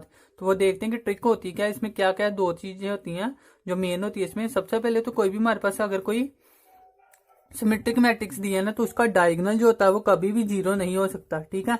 तो अगर तुम्हारे पास डायगोनल है कोई किसी का, नॉट इक्वल टू जीरो है तो वो हमारे पास सिमेट्रिक मैट्रिक्स होगी। अगर जीरो हो गया तो कभी भी सिमेट्रिक मैट्रिक्स हो नहीं सकती। एक तो ये प्रॉपर्टी होगी, और सेकंड प्रॉपर्टी क्या होती है इसकी, सेकंड प्रॉपर्टी अगर हम देखें कि हम देख के ही हम देख लेंगे जो सिमेट्रिक है स्क्यू सिमेट्रिक, तो किस तरह से देख सकते हैं कि इसके जो कॉलम होते हैं ना हमारे पास, जैसे हम कह लेंगे A12 और A21, A32 और A23, तो ये हमारे पास जो इंटरचेंजिंग वाले एलिमेंट होते हैं वो क्या होते हैं, सेम होते हैं। जैसे कि हम देख सकते हैं 2 और 3 जहां पे सेम दिया है, जहां पे 5 और जहां पे 5 सेम दिया है। चाहे पॉजिटिव नेगेटिव दोनों हो सकते हैं, लेकिन सेम साइन होना चाहिए। जहां माइनस है तो जहां भी माइनस है, तो ये दोनों भी क्या है, इक्वल है। अगर हमने इसका ट्रांसपोज भी कर दिया फिर भी ये चीज क्या रह रही है, सेम रह रही है। तो अब देख सकते हो कि जिसमें हमारे पास ये एलिमेंट्स क्या होते हैं, तो अगर सेम आ रहे हैं तो वो क्या बन जाती है, हमारे पास सिमेट्रिक मैट्रिक्स बन जाती है। ठीक है, तो आई होप आप सबको समझ आ गया होगा कि सिमेट्रिक क्या होता है। ये था हमारे पास सिमेट्रिक के लिए। ठीक है, तो सिमेट्रिक मैट्रिक्स हो गया। इसके बाद हम बात करते हैं कि स्क्यू सिमेट्रिक मैट्रिक्स क्या होती है। तो इसको मैं कर देता हूँ रब। अब हमारे पास स्क्यू से मतलब होता है, स्क्यू का मतलब क्या होता है कि हम इसमें क्या करते हैं, साइन कर देते हैं चेंज। ठीक है, जो हमारे पास पॉजिटिव में आ रहा होता है उसको हम कर देते हैं चेंज नेगेटिव में। ठीक है, अगर हमारे पास मैट्रिक्स क्या था कि ए डैश इज इक्वल टू क्या था, मैट्रिक्स है, मैट्रिक्स के, तो स्क्यू सिमेट्रिक कब होगा जी, हमारे पास स्क्यू सिमेट्रिक कब होगा, अब अगर हमारे पास ये इक्वल टू आ जाए -1 है। ठीक है, तो अगर आंसर कोई भी नेगेटिव में आ रही है चीज तो वो हमारे पास क्या बन जाती है चीज, स्क्यू सिमेट्रिक बन जाती है। ठीक है, तो अगर हमारे पास इसको हम देख लें, इसकी अगर हम एग्जांपल लें तो क्या ले सकते हैं, मान लो ए हमारे पास दिया है, ये वैल्यू दी है हमारे पास, इसमें हम क्या करेंगे, स्क्यू सिमेट्री में क्या होता है, तो पहले मैं मैट्रिक्स लिखता हूँ 1 2 3 -2 0 1 -3 4 -1। ठीक है, तो ये मान लो हमने ले ली कोई मैट्रिक्स। अब हमारे पास ये स्क्यू सिमेट्रिक है कि नहीं है उसको हम कैसे देख सकते हैं।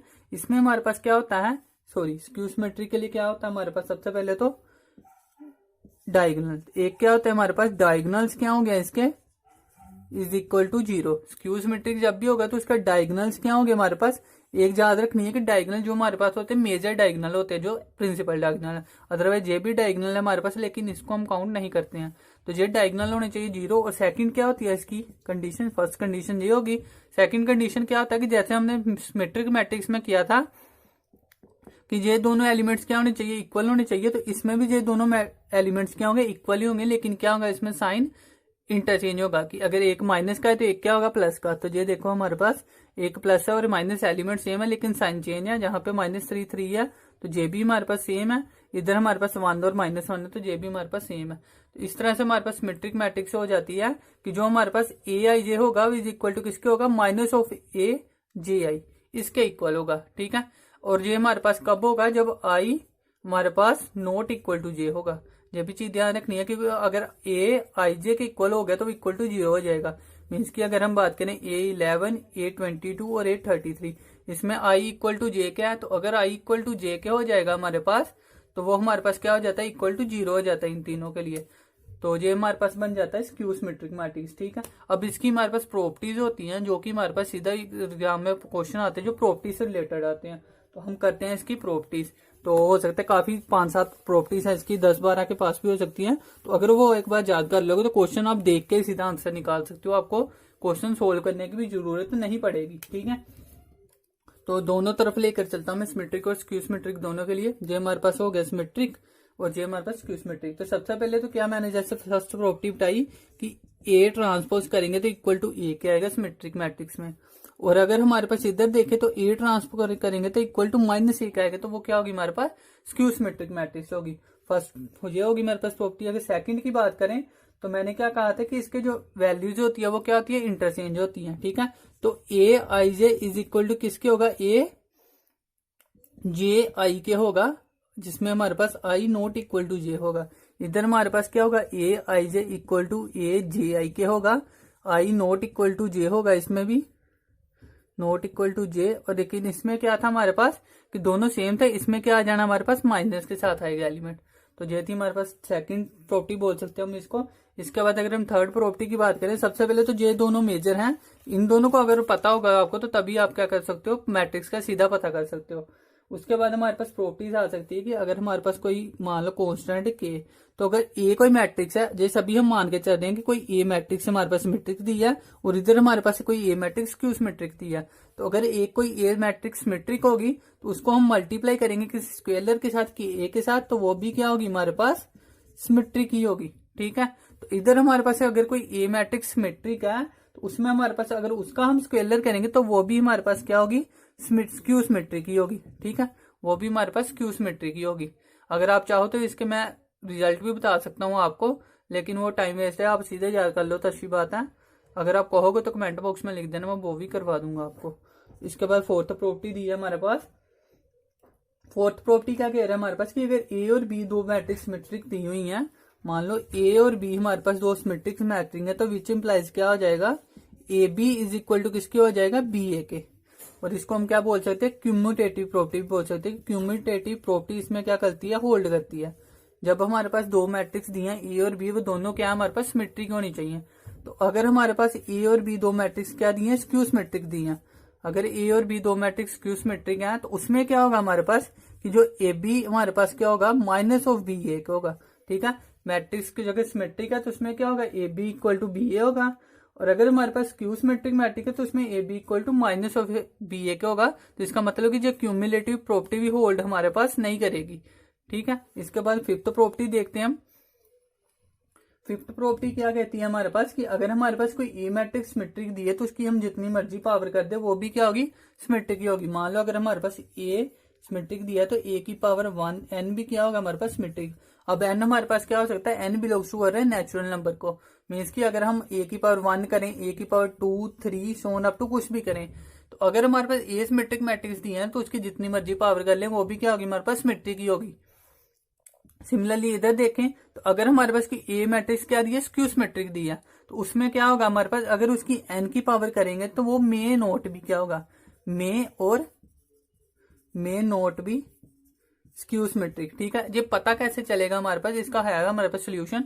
मान लो हमारे पास क्या दिया है, कोई ए की पावर एन दी है। ठीक है, अगर तो एन हमारे पास क्या होगा, इवन होगा। इफ हमारे पास क्या आ जाएगा, एन आ जाएगा इवन।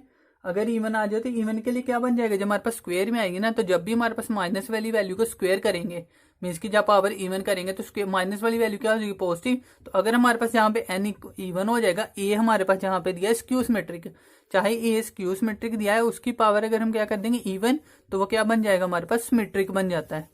ठीक है, लेकिन अगर हमारे पास एन क्या होगा, ओड दिया होगा, तो वो नेगेटिव वाली वैल्यू नेगेटिव में रहेगी, तो फिर हमारे पास ए की पावर एन क्या होगा, स्क्यू सिमेट्रिक होगा। ठीक है, तो मान लो अगर हमारे पास दिया ए का स्क्वायर ए की पावर 4, ए हमारे पास स्क्यू सिमेट्रिक मैट्रिक्स दिया है, उसकी पावर स्क्वायर 4 करेंगे तो क्या बनेगा, सिमेट्रिक। लेकिन अगर उसकी पावर हम क्या कर दे, ए की पावर 3, ए की पावर 5 सोन अप टू कोई भी ओड नंबर, तो वो क्या बन जाएगी हमारे पास, स्क्यू सिमेट्रिक मैट्रिक्स बनेगी। ठीक है, तो ये काफी इंपॉर्टेंट प्रॉपर्टी है, और भी है 2-4 प्रॉपर्टीज, तो इसको अगर आप चाहो तो स्क्रीनशॉट ले सकते हो, साथ साथ में आप नोट्स बना सकते हो। और अगर कुछ समझ ना आ रहा हो तो कमेंट बॉक्स में आप लिख सकते हो, आपकी क्यूरी का मैं हो सकता है जितना हो सकेगा पॉसिबल मैं आंसर देने की कोशिश करूंगा।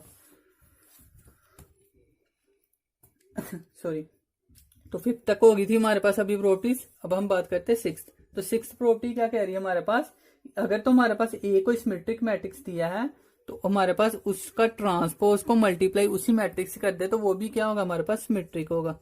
ठीक है, चाहे ए ट्रांसपोज पहले कर दें और चाहे ए ट्रांसपोज कर दें, दोनों में हमारे पास क्या होगा, वो सिमेट्रिक ही होगा।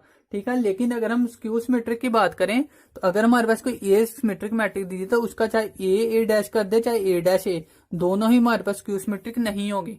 तो ये बात ध्यान रखने वाली है कि अगर हम मल्टीप्लाई करेंगे ए ट्रांसपोज को ए के साथ तो वो हमारे पास सिमेट्रिक ही रहेगा, चाहे दोनों तरफ से कर लें, इधर चाहे जैसे मर्जी करें हमारे पास स्क्यू सिमेट्रिक नहीं बनेगा।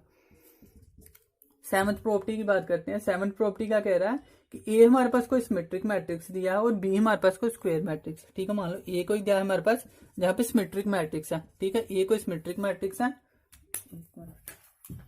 ए हमारे पास कोई सिमेट्रिक मैट्रिक्स दिया है और हमारे पास क्या कह रहे हैं, बी कोई स्क्वायर मैट्रिक्स दिया है। स्क्वायर मैट्रिक्स मीन्स की हमारे पास 2 क्रॉस 2 का ले लो, मीन्स की उसको क्या आना चाहिए, सॉरी क्या कहते हैं उसको, ऑर्डर अगर हमारे पास सेम है तो वो क्या होगा हमारे पास, स्क्वायर मैट्रिक्स होगा। ठीक है, ए सिमेट्रिक मैट्रिक्स दिया है, बी हमारे पास क्या दिया है, सेम ऑर्डर का नंबर दिया है।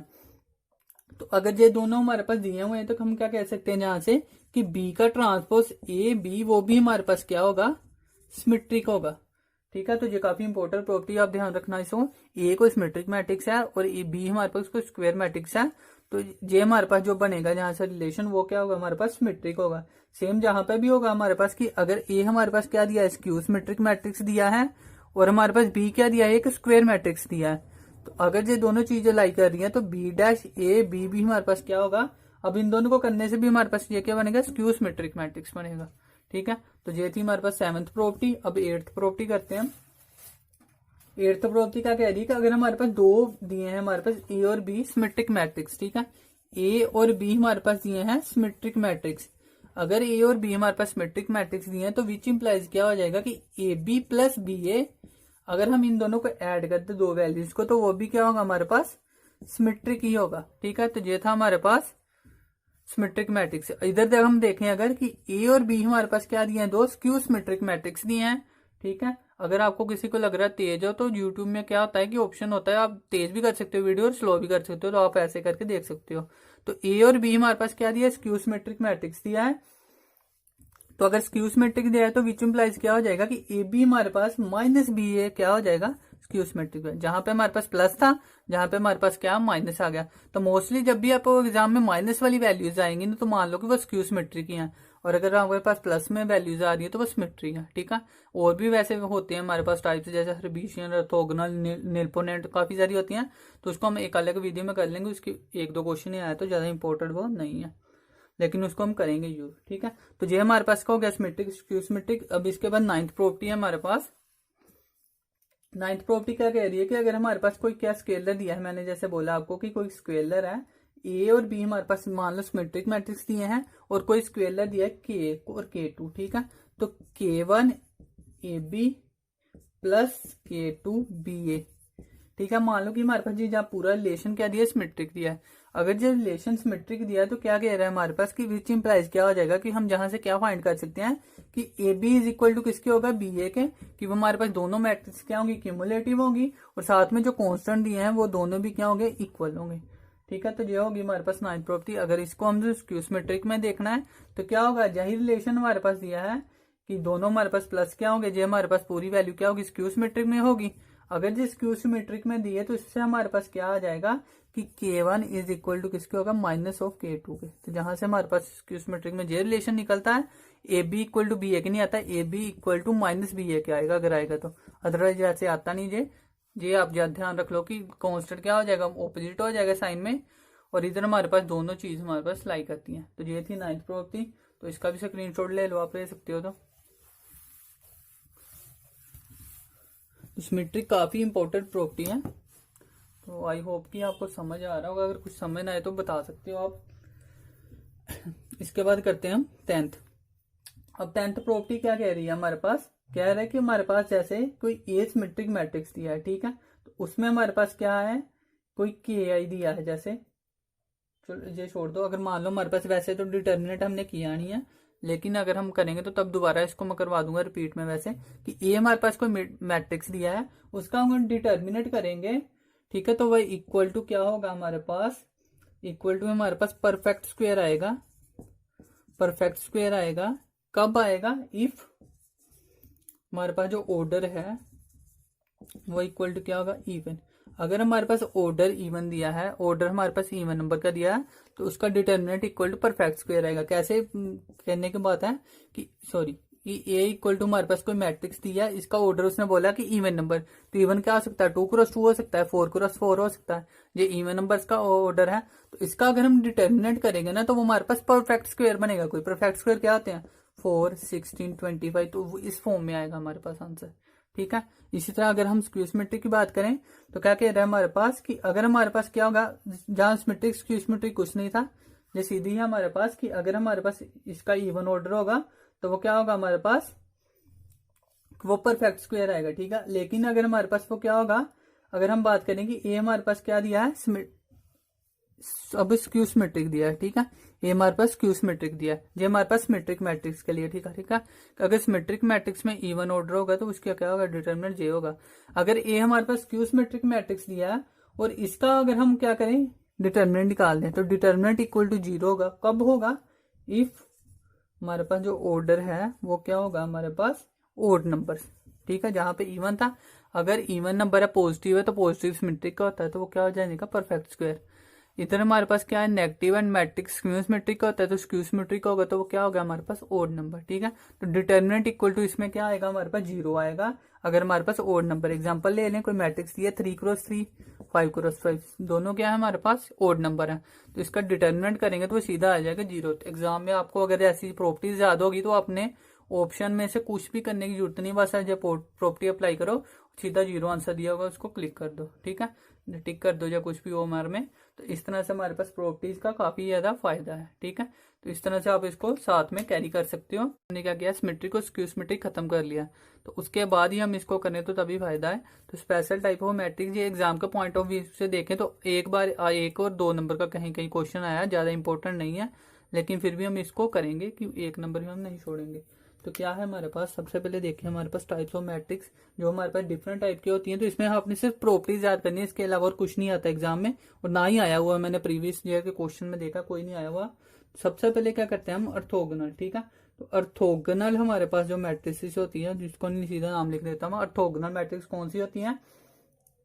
सबसे पहले जो सारी की सारी जितनी मैट्रिक्स होगी वो सारी हमने क्या मान के चलनी कि वो हमारे पास स्क्वायर मैट्रिक्स है, कि उसका ऑर्डर जो स्क्वायर टाइप का होगा।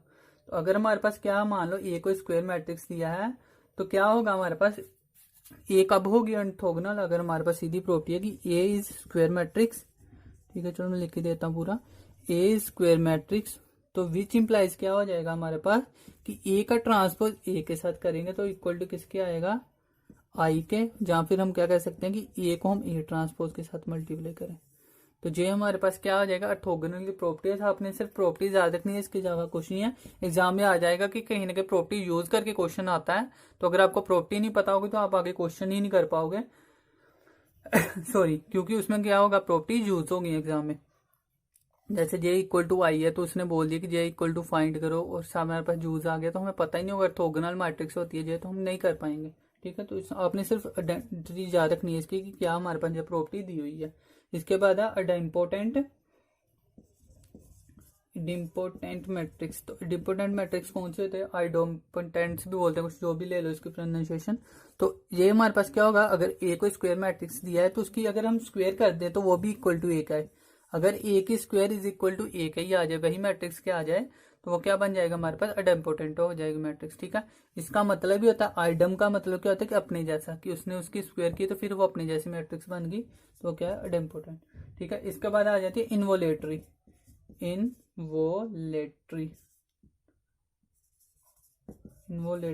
मैट्रिक्स, ठीक है। तो इन्वोलेटरी मैट्रिक्स कौन सी होती है कि अगर हमारे पास क्या करें कि ए की पावर के प्लस 1 करे तो इक्वल टू आ जाए ए, ठीक है। तो वो क्या बन जाती है हमारे पास, सॉरी हमने गलत लिख दिया, आई थिंक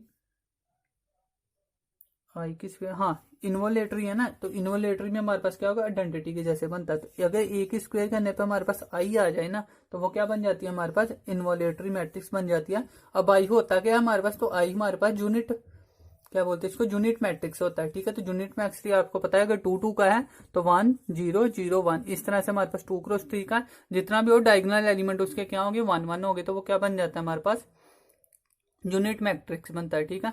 तो ये इन्वोलेटरी हो गया। इसके बाद फोर्थ जो हमारे पास वैसे प्रॉपर्टी है उसको बोल सकते हैं पीरियोडिक मैट्रिक्स। पीरियोडिक मैट्रिक्स कौन सी होती है हमारे पास, पीरियोडिक मैट्रिक्स में आना था हमारे पास कि अगर k प्लस 1 कर दे तो इक्वल टू क्या आएगा हमारे पास, ए का ही आएगा, ठीक है। ए की पावर k प्लस 1 की, तो अब हमारे पास इसने बोला कि पीरियोडिक मैट्रिक्स वो पूछ सकता है कि इसका पीरियड क्या है, तो जो भी k की वैल्यू होगी वो हमारे पास क्या होती है, उसका पीरियड, तो k इक्वल टू क्या आ जाएगा, पीरियड के, ठीक है। इसका मतलब क्या है कि ए की स्क्वायर की तो हमारे पास कोई मैट्रिक्स आ गई, ठीक है। अब ए की क्यूब की तो हमारे पास मैट्रिक्स क्या आ गई, मान लो फिर आ गए ए। अब हम 3 को क्या लिख सकते हैं, ए को 2 प्लस 1 लिख सकते हैं, तो 2 प्लस 1 किया हमारे पास इक्वल टू ए आया, तो ये k प्लस 1 की फॉर्म में है, तो k हमारे पास क्या हो गया 2। तो इस तरह से हमारे पास पीरियड इसका क्या हो जाएगा, 2 हो जाएगा। तो ये थी हमारे पास 4, इसके बाद 2 और है हमारे पास 3 शायद, तो वो भी हम कर लेते हैं। इसको आप स्क्रीनशॉट ले लेना, पोज करके लेना हो तो।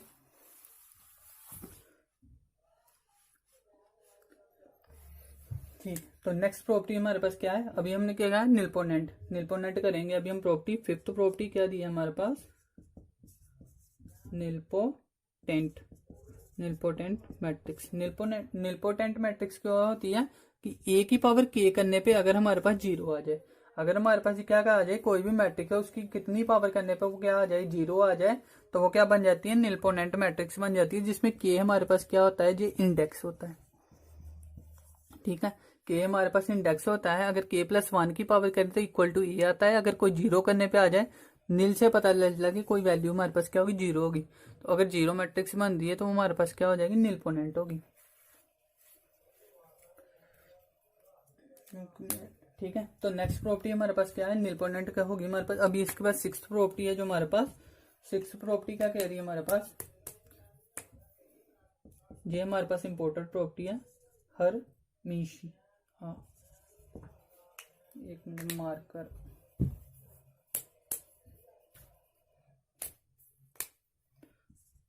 Hermitian matrix. आई होप आपको दिख रहा होगा।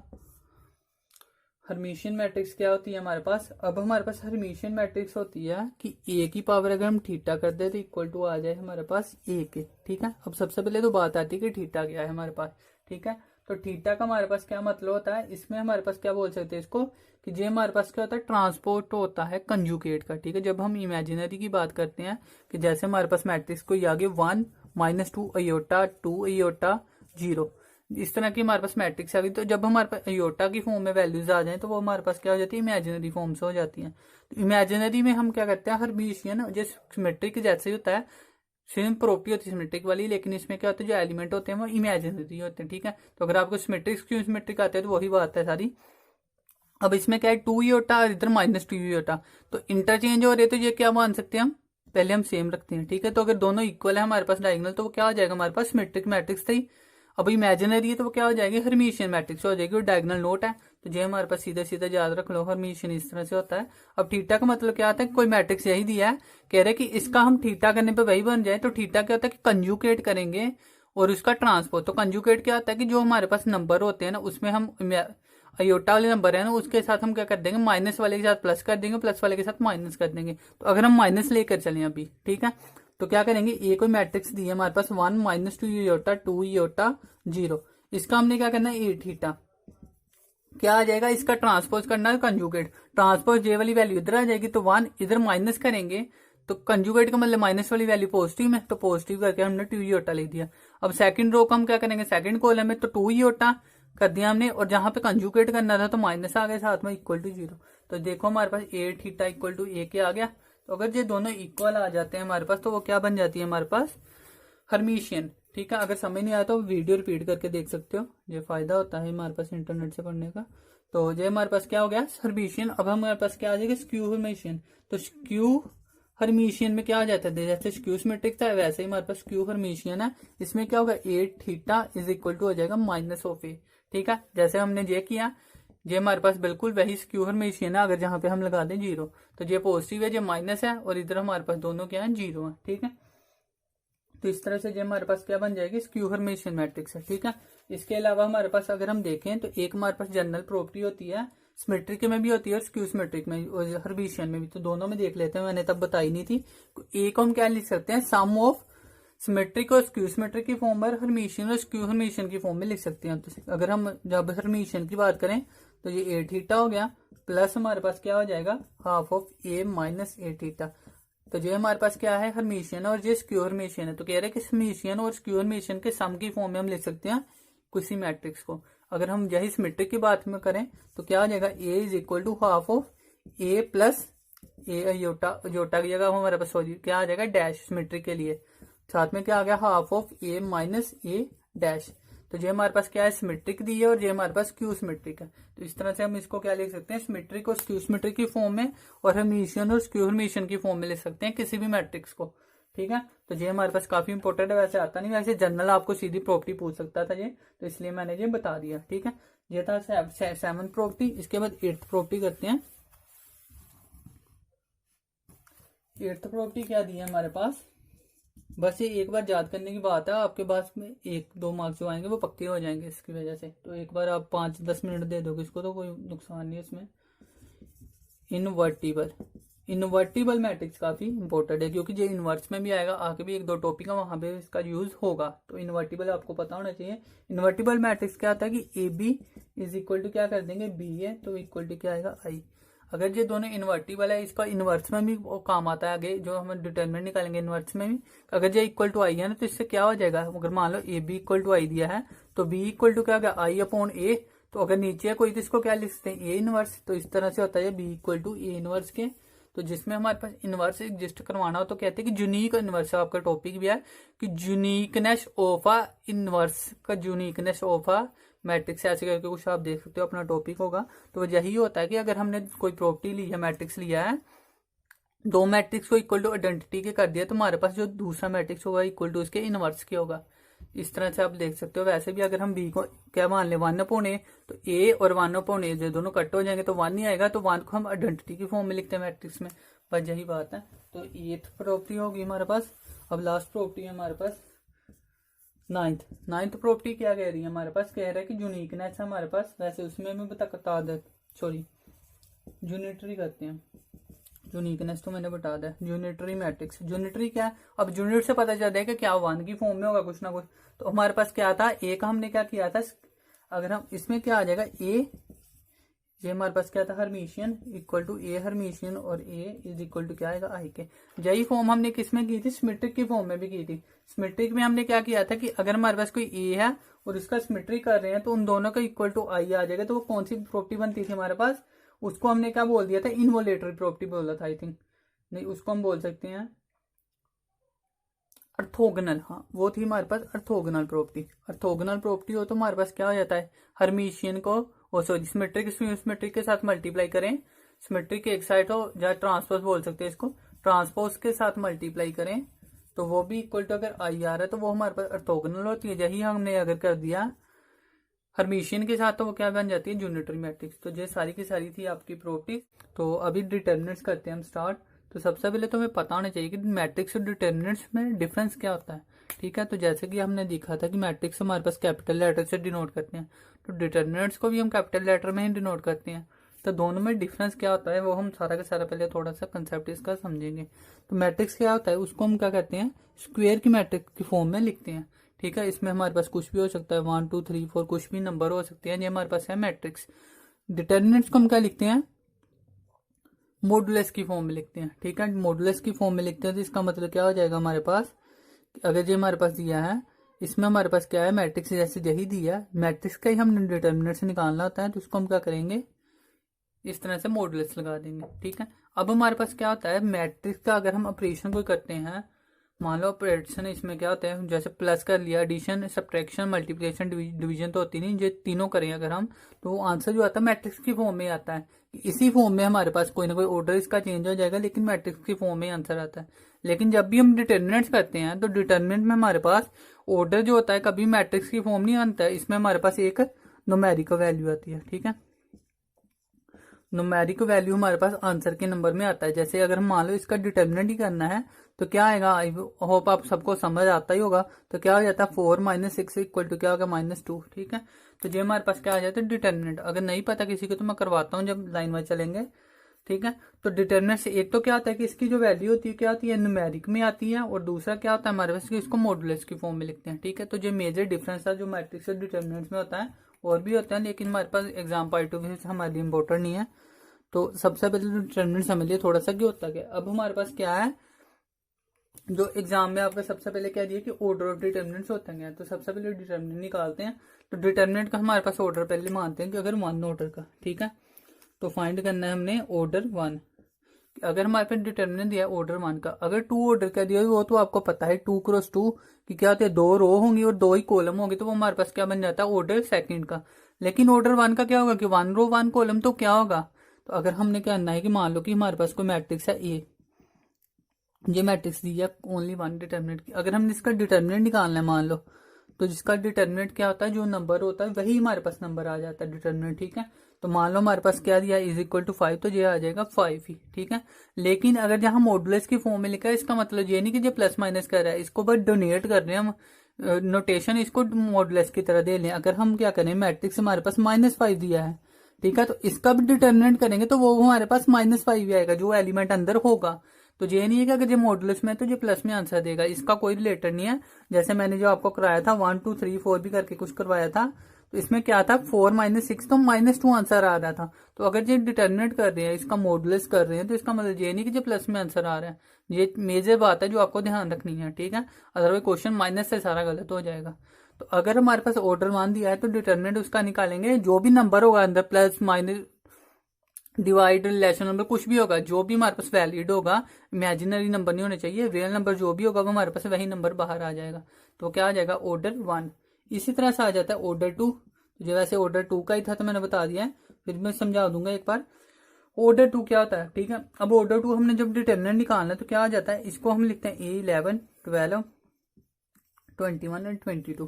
तो डिटर्मिनेंट में क्या करते हैं, हम क्रॉस मल्टीप्लाई करते हैं इसको इसके साथ। क्या आ जाएगा A11 A22, इसको माइनस कर देंगे इसके साथ, तो क्या आ गया A12 A22, ठीक है। तो ये हो गया हमारे पास सेकंड ऑर्डर का डिटर्मिनेंट। अगर एग्जांपल करनी है तो एग्जांपल मैंने ऊपर यही बताई थी, जैसे इसको इसके साथ किया तो क्या आ गया 4, इसको इसके साथ किया तो बीच में क्या आता माइनस का आंसर, तो माइनस आ गया, इक्वल टू आ गया -2। तो कभी भी इसको हमने ये नहीं कहना कि प्लस में है तो इसको नहीं, ये हम जरूर कर सकते हैं कि नॉट इक्वल टू 0। ये नॉट इक्वल टू क्यों लिखा तो वो हमारे पास नेक्स्ट आएगा तब समझाऊंगा मैं। तो आई होप इसको आपको ये तो समझ आ गया कि ऑर्डर 1 और 2 क्या होता है। अब हम करते हैं ऑर्डर 3 जो कि एग्जाम में मोस्ट ऑफ इम्पोर्टेड है, ठीक है। पहले ऑर्डर 2 से लेकर मैं आपको एक और चीज बता देता हूँ जो कि क्वेश्चन आया हुआ है, ठीक है। मान लो हमारे पास दिया है क्वेश्चन, मैं खुद से डालता हूँ कोई। हाँ, मान लो जो हमारे पास क्वेश्चन दिया कोई x5 x और चलो जय मान लो इक्वल टू हमारे पास ये दिया है डिटर्मिनेंट, और जे इक्वल टू दिया है कि 0 के, कि ए हमारे पास डिटर्मिनेंट को इक्वल टू 0 दिया है और जे हमारे पास ए के वैल्यू इक्वल दिया है जो कुछ भी, ठीक है। अब इसमें क्या करना है, अगर आपको मान लो 2 एग्जाम्पल दी हुई है, मान लो जे हमारे पास दिया हुआ कि x5 3 2 और इधर हमारे पास आंसर दिया हो 2 5 3 1, मान लो ये दो डिटर्मिनेंट इक्वल दिए हैं, तो हम क्या करते हैं मैट्रिक्स में, हम क्या करते हैं इनको आपस में एसोसिएट करते हैं। ये भी एक मेजर डिफरेंस है डिटर्मिनेंट, हम कभी भी इसको एसोसिएट नहीं कर सकते क्योंकि इसका आंसर भी एक न्यूमेरिक वैल्यू आनी है और इसका आंसर भी एक न्यूमेरिक वैल्यू आनी है। तो उन न्यूमेरिक वैल्यूज को हम इक्वल करेंगे, कभी भी हमने ये नहीं करना कि जहां से x इज इक्वल टू 2। अगर हम मैट्रिक्स मान के चले तो ये क्या बन जाएगा, इसको इसके साथ एसोसिएट, ये भी A11 ये भी A11, तो x इक्वल टू बन जाएगा 2, जो कि एग्जाम में करोगे तो वो हो जाएगा गलत, ठीक है। तो सही आंसर क्या होगा इसका, फिर हमने इसका निकालना डिटर्मिनेंट, वो क्या आएगा 2x, इधर करेंगे 15 इज इक्वल टू, इधर किया हमने 2 5 3 से 15 -15, ठीक है। तो क्या आ गया जे 15, तो 15 कट हो गया, तो 2x इज इक्वल टू 2 आया, तो x इज इक्वल टू आ गया हमारे पास 1, ठीक है। इस तरह से किया तो x इक्वल टू 1 है, इस तरह से करेंगे तो x इक्वल टू 2 है, लेकिन आंसर x इक्वल टू 1 सही होगा। तो अगर एग्जाम में ऐसे गलत हो जाएगा तो इसको आपने ध्यान में रखना है कि कैसे करना है। जब भी डिटर्मिनेंट्स आएगा कभी भी इक्वल, हमने इक्वालिटी का क्या बोल सकते हैं इसको, कि इक्वालिटी का ग्रुप होल्ड नहीं होती, ठीक है। इक्वालिटी डज नॉट होल्ड, ये काफी इंपॉर्टेंट चीज है जो कि हमारे पास ऑर्डर 2 से आती है, इसके अलावा ऑर्डर 2 से कुछ नहीं आता डिटर्मिनेंट्स में। तो ठीक है, अभी इसका इतना ही काफी है। इसके बाद करते हैं हम ऑर्डर 3 की बात। तो डिटर्मिनेंट्स ऑफ सॉरी ऑर्डर 3 का डिटर्मिनेंट्स करना है। तो डिटर्मिनेंट ऑफ ऑर्डर 3 का क्या होता है, सबसे पहले तो हमें एक, आपको अगर कहीं को कंफ्यूजन होती है काफी है डिटर्मिनेंट में, तो वो सबसे पहले मैं आपको सोल्व करवाता हूँ। क्या करेंगे हम इसको, ये अब इसमें हमारे पास किस लिए किया है हमने इसको डिटर्मिनेंट, किस लिए किया है कि सबसे पहले तो हमारे पास क्या होना चाहिए, डिटर्मिनेंट फाइंड करने के लिए हमारे पास कोफैक्टर पता होने चाहिए हमें, ठीक है ना। तो अगर आपने कोफैक्टर ही नहीं किए हैं तो हमें ये डिटर्मिनेंट निकालना नहीं आएगा, ठीक है।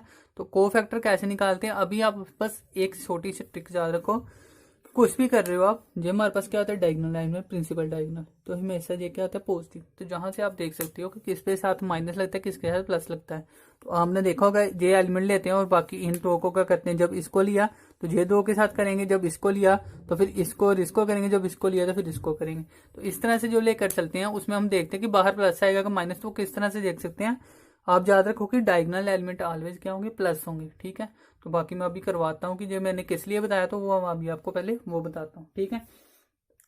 तो सबसे पहले तो क्या है हमारे पास डिटर्मिनेंट निकालने का एक तो होता है ट्रिक भी। तो पहले हम करेंगे जो हमारे पास दूसरा मेथड है उससे करेंगे, फिर आपको ट्रिक बताऊंगा और आप दोनों से कर सकते हो। ठीक है, वैसे मैं प्रेफर करूंगा आपको कि दोनों से सही है, दोनों सेम टाइम लगेगा, लेकिन जब आप स्पीड बढ़ा लोगे तो फिर आपका डिपेंड है कि आप किससे जल्दी कर सकते हो। ठीक है, तो सबसे पहले तो हम देखते हैं कि उससे आगे ट्रिक से आपको गलती नहीं होगी, बस ये है आपकी। ठीक है, अब सबसे पहले तो हम करते हैं डिटर्मिनेंट, मान के चलते हैं कोई एग्जांपल।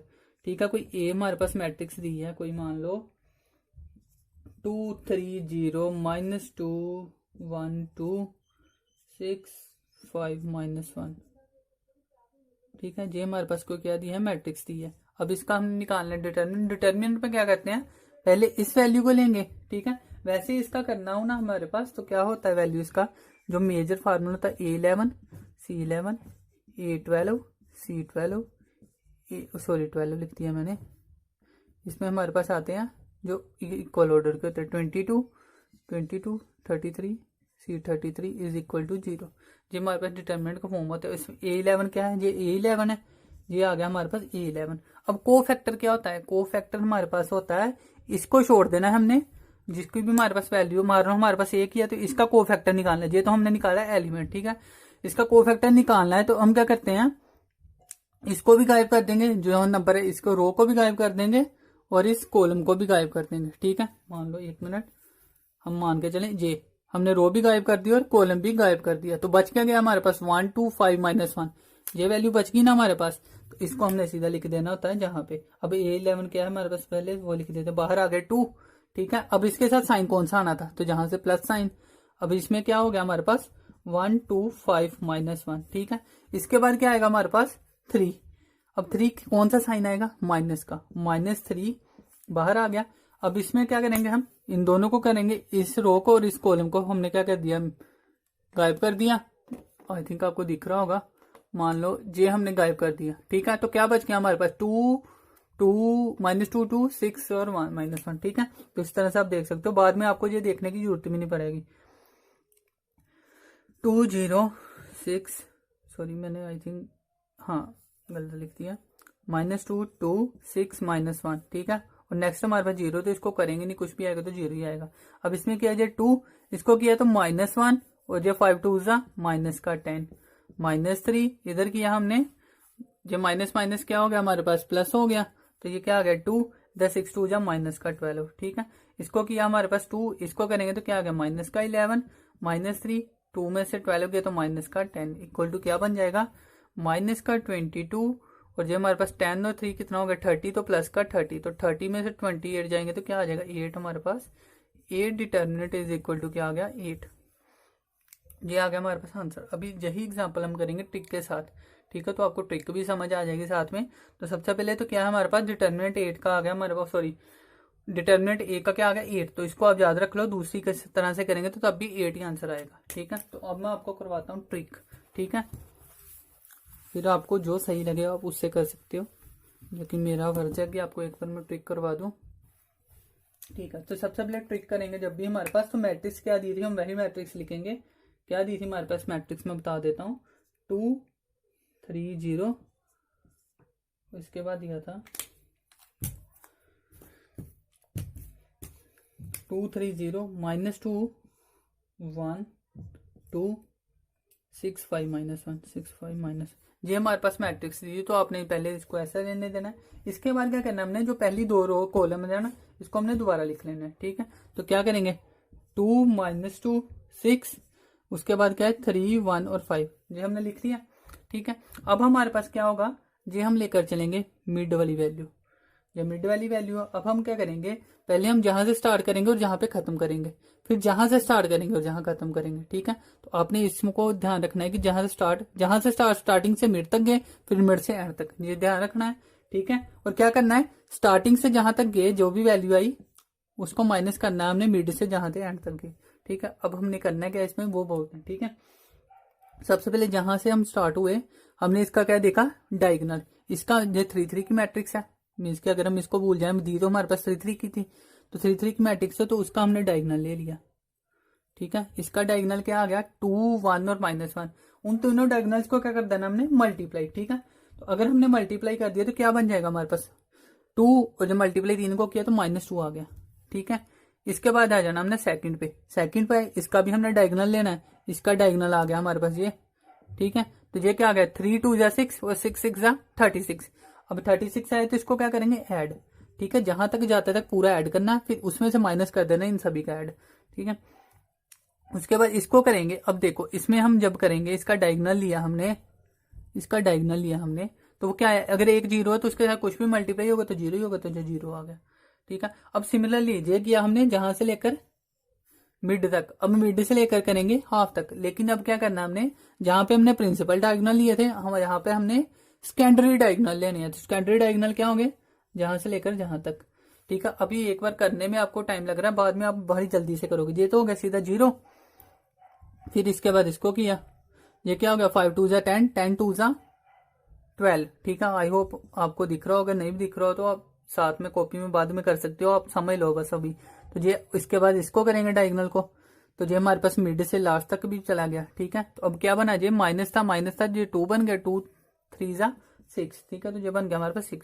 अब इसको माइनस करना है, 36 में से 2 गया तो कितना हो गया 34 माइनस 12/6 कितने होते हैं हमारे पास, 12 आएगा यहाँ पे।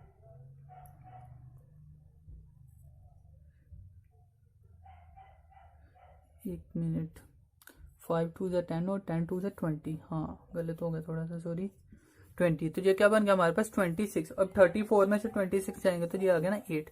ये भी हमारे पास पहले भी आंसर 8 आया था, ये भी 8 आया। तो इसमें क्या होगा, हमारे पास गलती नहीं होगी। उसमें आप जब करते थे कि आपने माइनस प्लस लेना है पहले, फिर माइनस लेना है, फिर हमारे पास प्लस लेना है, तो उसमें बच्चों को काफी गलती लग जाती है। तो अगर वो गलती नहीं करनी है तो आप ये कर सकते हो, दोनों में सेम आएगा। ठीक है, टाइमिंग मैं बता दूं कि ये आपको जल्दी कर सकते हो, लेकिन जल्दी क्यों नहीं करना पड़ेगा, क्योंकि आपने 2 मैट्रिक्स और लिखनी है। तो अगर तो वहां पेपर में उसके साथ ही लिख लोगे 2 मैट्रिक्स तो फिर टाइम बच जाएगा। अगर आप जब पूरी मैट्रिक्स लिखोगे ना बाद में अलग पेपर पे, तो फिर टाइम उतना ही लगेगा। लेकिन है कि इसके करेक्ट होगा इससे, और जब हम करेंगे ना ई इनवर्स निकालेंगे तब इसका फायदा हमें पता चलेगा कि क्यों कर रहे हैं हम। ठीक है, वो मैं तभी बताऊंगा कि पहले आपको किया तो कंफ्यूजन होगी, तो वो तब बताऊंगा मैं। तो अगर आपको ट्रिक भी अच्छी लग रही हो तो ठीक है, तो इसको लाइक कर देना अगर वीडियो पसंद आ रही हो।